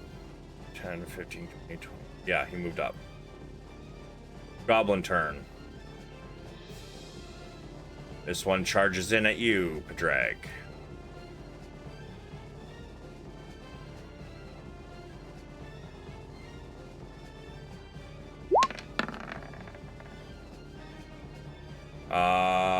Miss.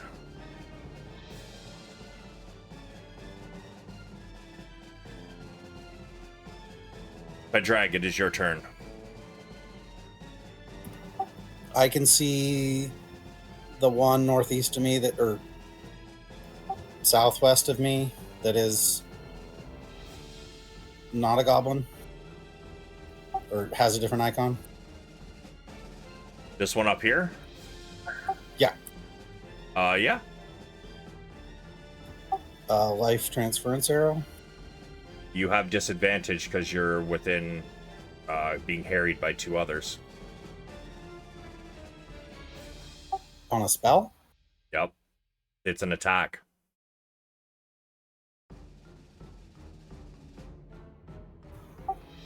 Let me see.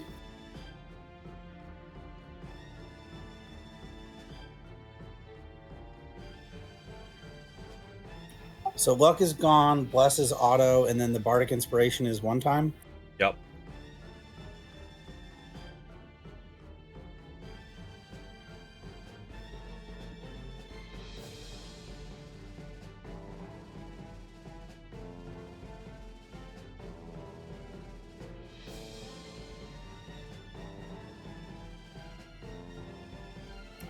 I'll hit the one in front of me, not to the side.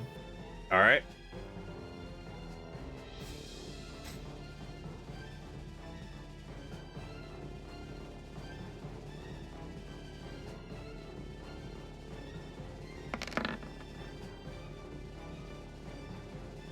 Damn, bro, your rolls are not doing well for you tonight, eh?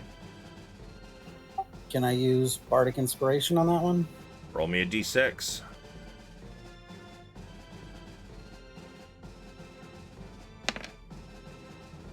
That's a hit. Send me your damage. I just click where it says sword one-handed. Yep.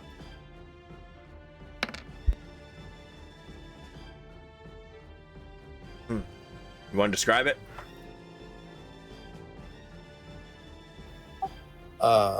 I hit it with my sword. Yeah, you chop into its collarbone, and the thing just crumples in a pile of broken bone and blood. And then I'd like to use my bonus action to hit the one on my side with my shield. Okay. And that just attempts to knock it prone, right?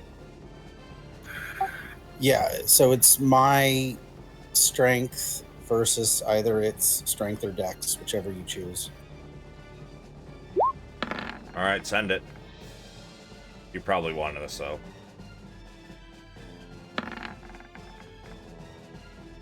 Oh wait, that was a save. How do I do just like strength? Do I just click strength? It would be athletics. Oh, that's right. Sorry, it's been a minute.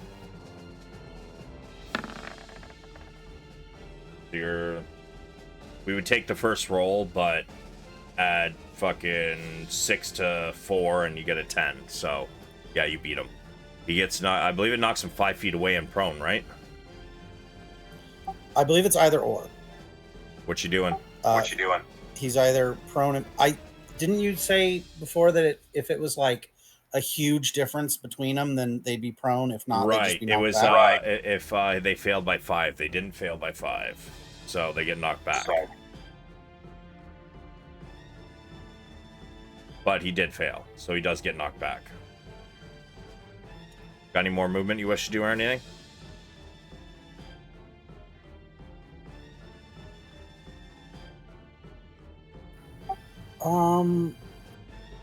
Where is this thing that the lady threw out that tried to restrain me? Honestly, all it does is, so how the combat thing works is at the bottom of initiative, like when you've gone through a whole round. I don't think I should tell you that either. There would be 2 of them. Here and here. But they've already gone off, so they're not necessarily useful right now. Like, can I tell that it was a once and done thing? Give me I'm gonna say an intelligence.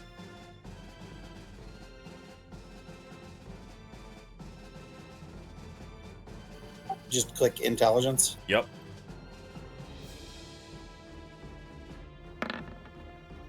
Yeah, you think so. Then if that would be the only thing I'd be trying to move away from. So yeah, I'll stay where I am. All right. Gondar. Okay, I move. I turn my hex to the. How do you measure the distance? If you go over to your sidebar, you should see a ruler. It says measure. You click on it, and then you click where you are and drag to wherever you want to go.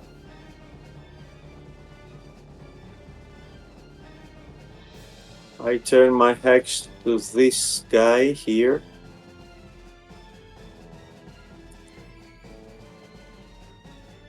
Cast blast.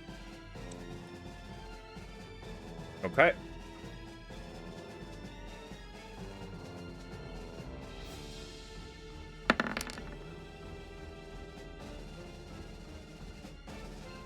I'll use my luck, my second luck. Okay.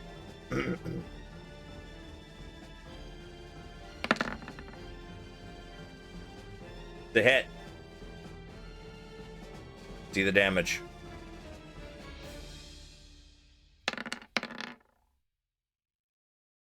You want to describe it?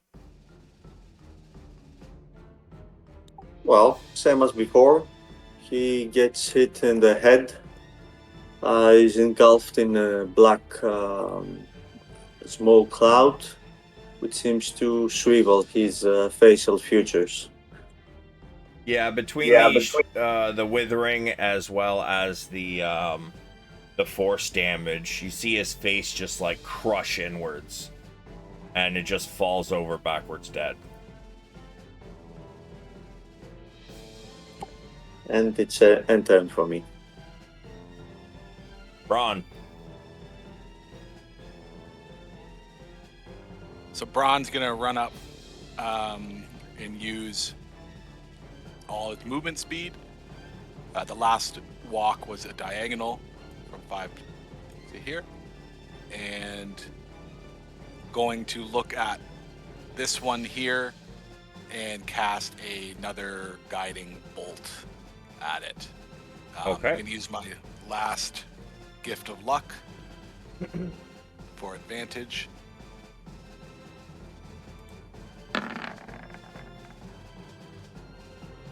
$25. That's a hit. You want to describe what happens as you demolish this fucker? Yeah. that like a shining bolt of light kind of streaks out and snaps this thing's neck. All right.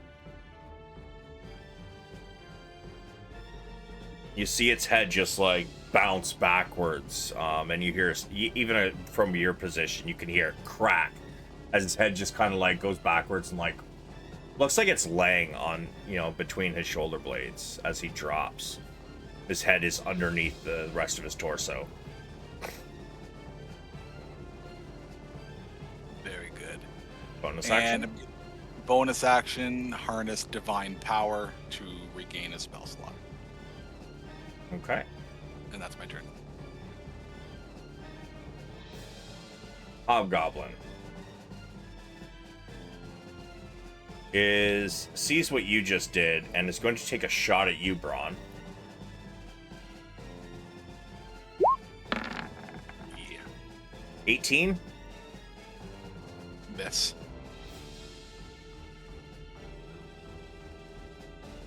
You hear the Hobgoblin yell, "You all, finish them off!" And he starts to run.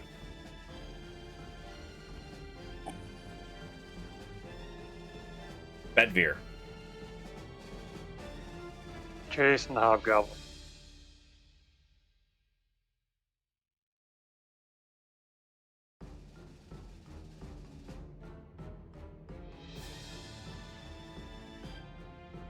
I'll sprint.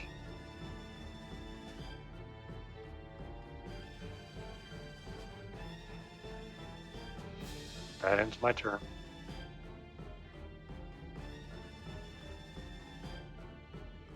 This goblin is going to take a shot at Braun.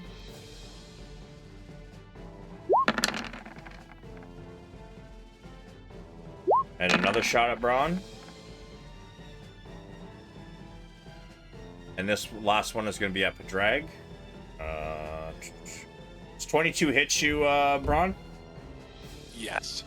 7 piercing damage. Give me a con save on your bless. And a 15 misses Padraig. I lost. Bless. All right. However, these three are then going to take off running as they see more than half of their companions dead.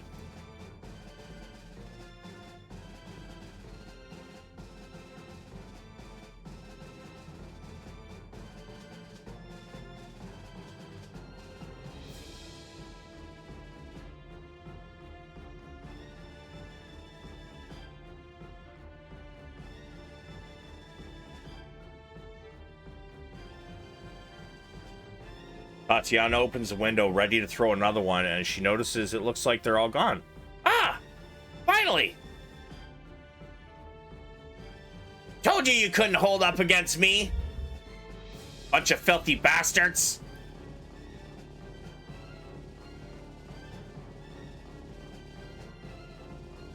And no one is within 5 feet, so Bjorn is going to stop playing his lute. He's going to pull out his longbow.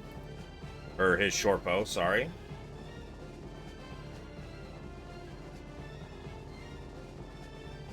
With his... 1 second.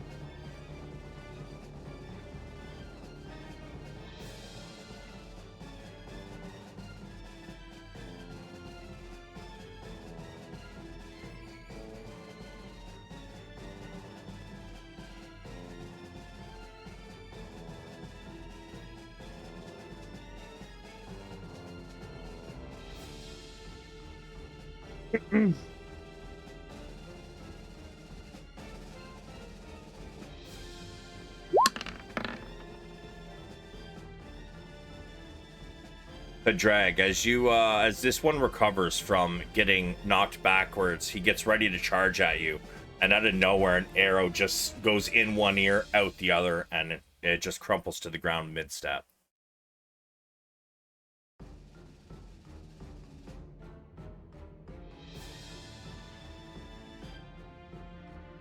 Bjorn's gonna move. 10, 15, 20, 25, 30.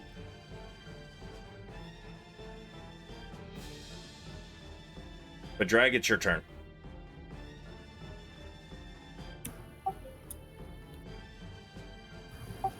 I wasted my luck earlier on those saves. I forgot to click the global modifier for bless being affecting saving throws too.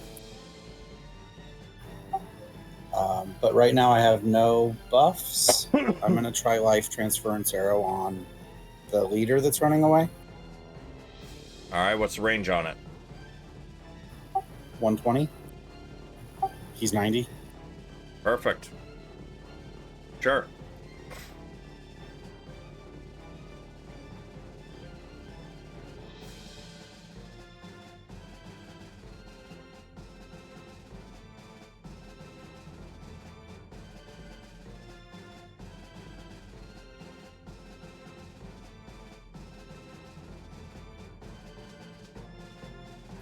Where'd it go?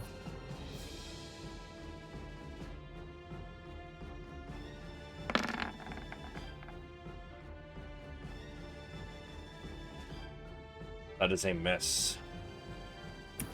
Can I use an inspiration point? You may. That's a hit. Give me your damage twice.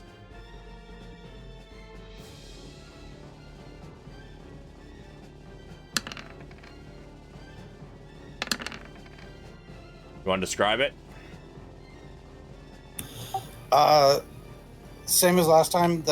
From my shield hand, I point and shoot a magical glowing black arrow at him, and it's gonna hit him right in the back. And as I see him crumple, I'm gonna do another happy little jig as I am healed back to full. All right. Bonus action or movement?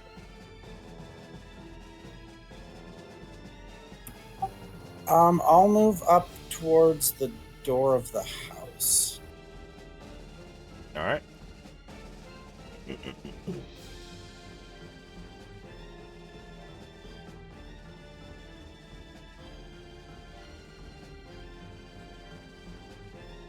And I think that's it. I have the same bonus action that I believe the Harness Divine Power. Yeah, I've got that.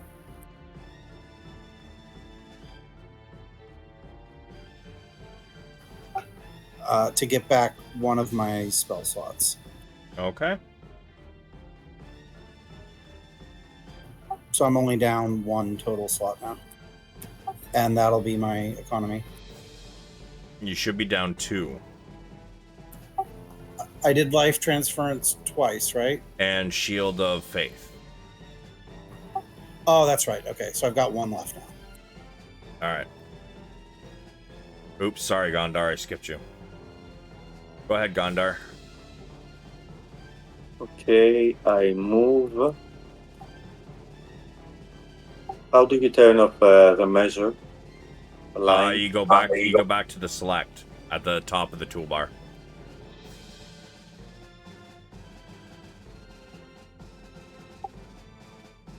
Well, I can't get to turn it off and move my character. Yeah, at the top of the toolbar, you click the one that looks like a pointer. It says select. Okay.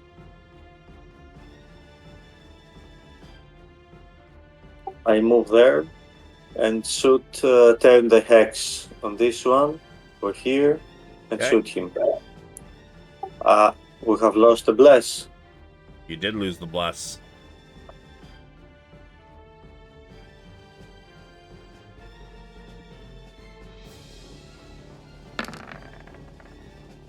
Damn. 24. Yep, that's a hit for sure.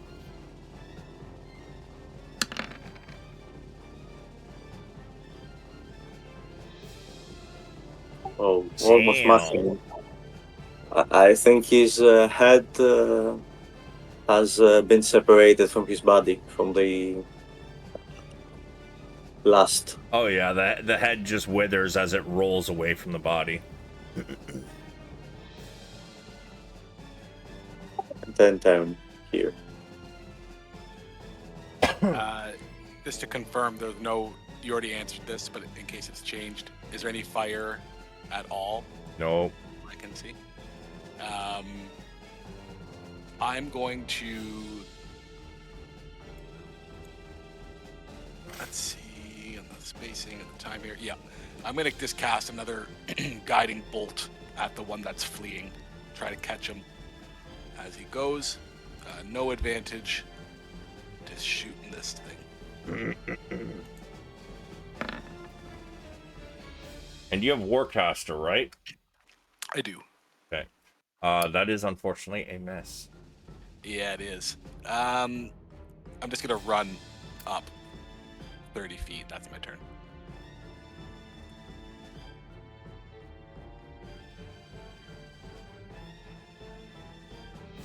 Bedveer. So help me understand if it's possible to either holster or drop my spear and shield and whip out a longbow and fire a shot in one turn. You can drop your shield and spear in as a free action and pull out your bow as a bonus action. I'll do that, and I'll take a shot at this guy right here. All right.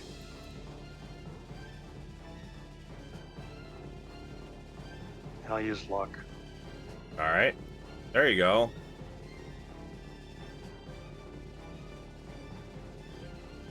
Shit, only 8. Still, you want to describe it? Nah, I defer to you.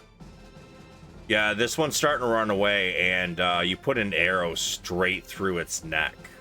It falls to the ground, sputtering and gasping as blood flows out of its mouth, and then it collapses face down. And that concludes my turn. Is the last one going to ask for mercy? He looks around. He realizes that he's the last one left. He screeches.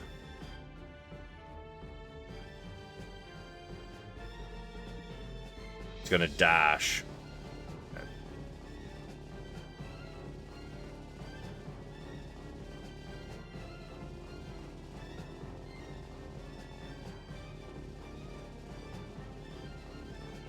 Tatiana says, or Tatina says, well, if you guys are done, I'll be down and let you in a second. And she disappears. Can I use my reaction to respond to her? Sure. I'm going to yell, one ran behind the house. It's fine. He's not gonna do anything. He's useless. They're all useless. Look at him. And she just like motions toward them all dead on the ground.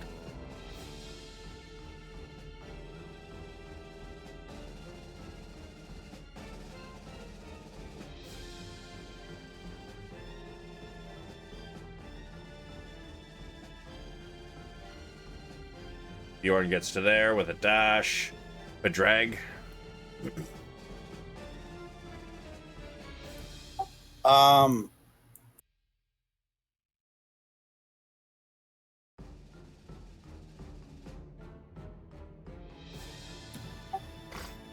What is it when you dash? Does that use up your bonus action or Action. is it your action? Rogues can do it as a bonus action, but paladins, it's an action. Player to DM, I don't know that he wrapped around the house. This is true. So I probably wouldn't go around the short way. Right? Makes sense. Yeah, I'll just move up towards the door then.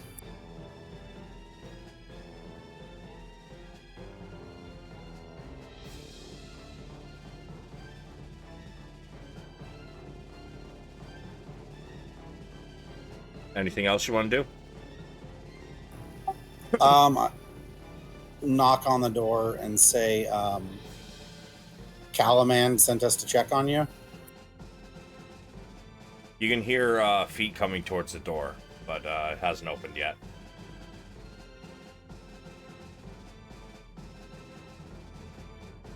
Gondar. I'm shouting to my comrades. Which way did he go? Left or right? To my left or my right? Someone may answer if they wish. Bedveer, you're probably the only person who saw which way he went. Although from your angle, you can't see him right now, as this is a 5-foot hill. Yeah, I'll I know- shout back that he went left, but I don't see him anymore. Okay. Yeah, and I know he kind of went forward and to the left. Unless I can't see him over the hill. Can I see No, him you over- can't. Can I see him over there? No. No. It's a 5-foot hill, my dude. Like, and goblins are not 5 feet tall, so you would have to be able to see, like, up 5 feet and then back down 5 feet. Then I make a dash. Another 30 feet.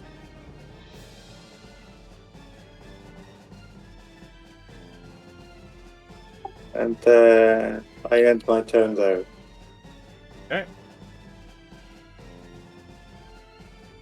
Braun uses his action to dash, and as he's running, he pulls out his mace and uses his remaining economy to yell to the goblins, saying, "Don't worry, I'll show you mercy." Bruh.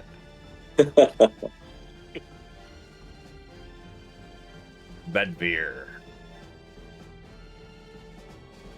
Given as I've lost sight of him, I'm going to sling my bow and move as far towards picking up my spear and shield as I can. I know I can't do it all in one turn, but that'll be my goal at this point. I think it's over. Okay. Yeah, you could pick up both weapons and put them away as a bonus action and action, so you still got movement left if you want it. Yeah, I'll go that way just for the hell of it. And that's me. You see the goblin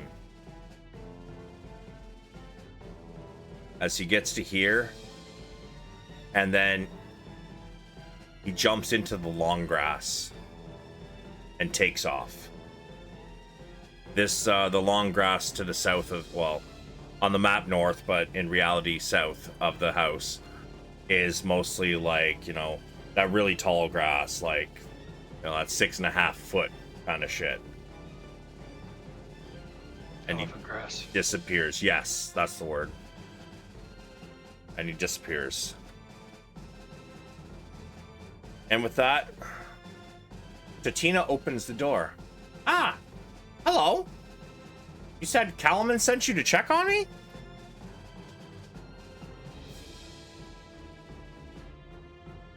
Can we move to her door as well? Since the Yes. combat. Combat is over.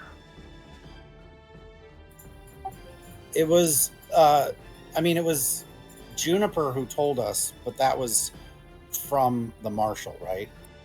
Yes. Yeah, so I'll say Marshal Vendry sent us here. Ah, I see. Dear lady. Well, come on in. She invites you in and offers you a seat. And that, ladies and gentlemen, is where we will end for this evening. Nice. Just give me a minute to outro the stream.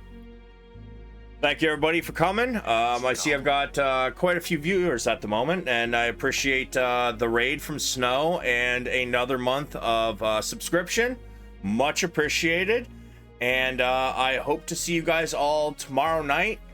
Sometime between 8 and 9 I'll start. I'm going to be running either Baldur's Gate or maybe even Cyberpunk. I'm not sure. I might need a break from Baldur's Gate. I've been doing that a lot lately. So we will see you guys tomorrow, I hope. Remember, everybody, be savage or go home. Pieces.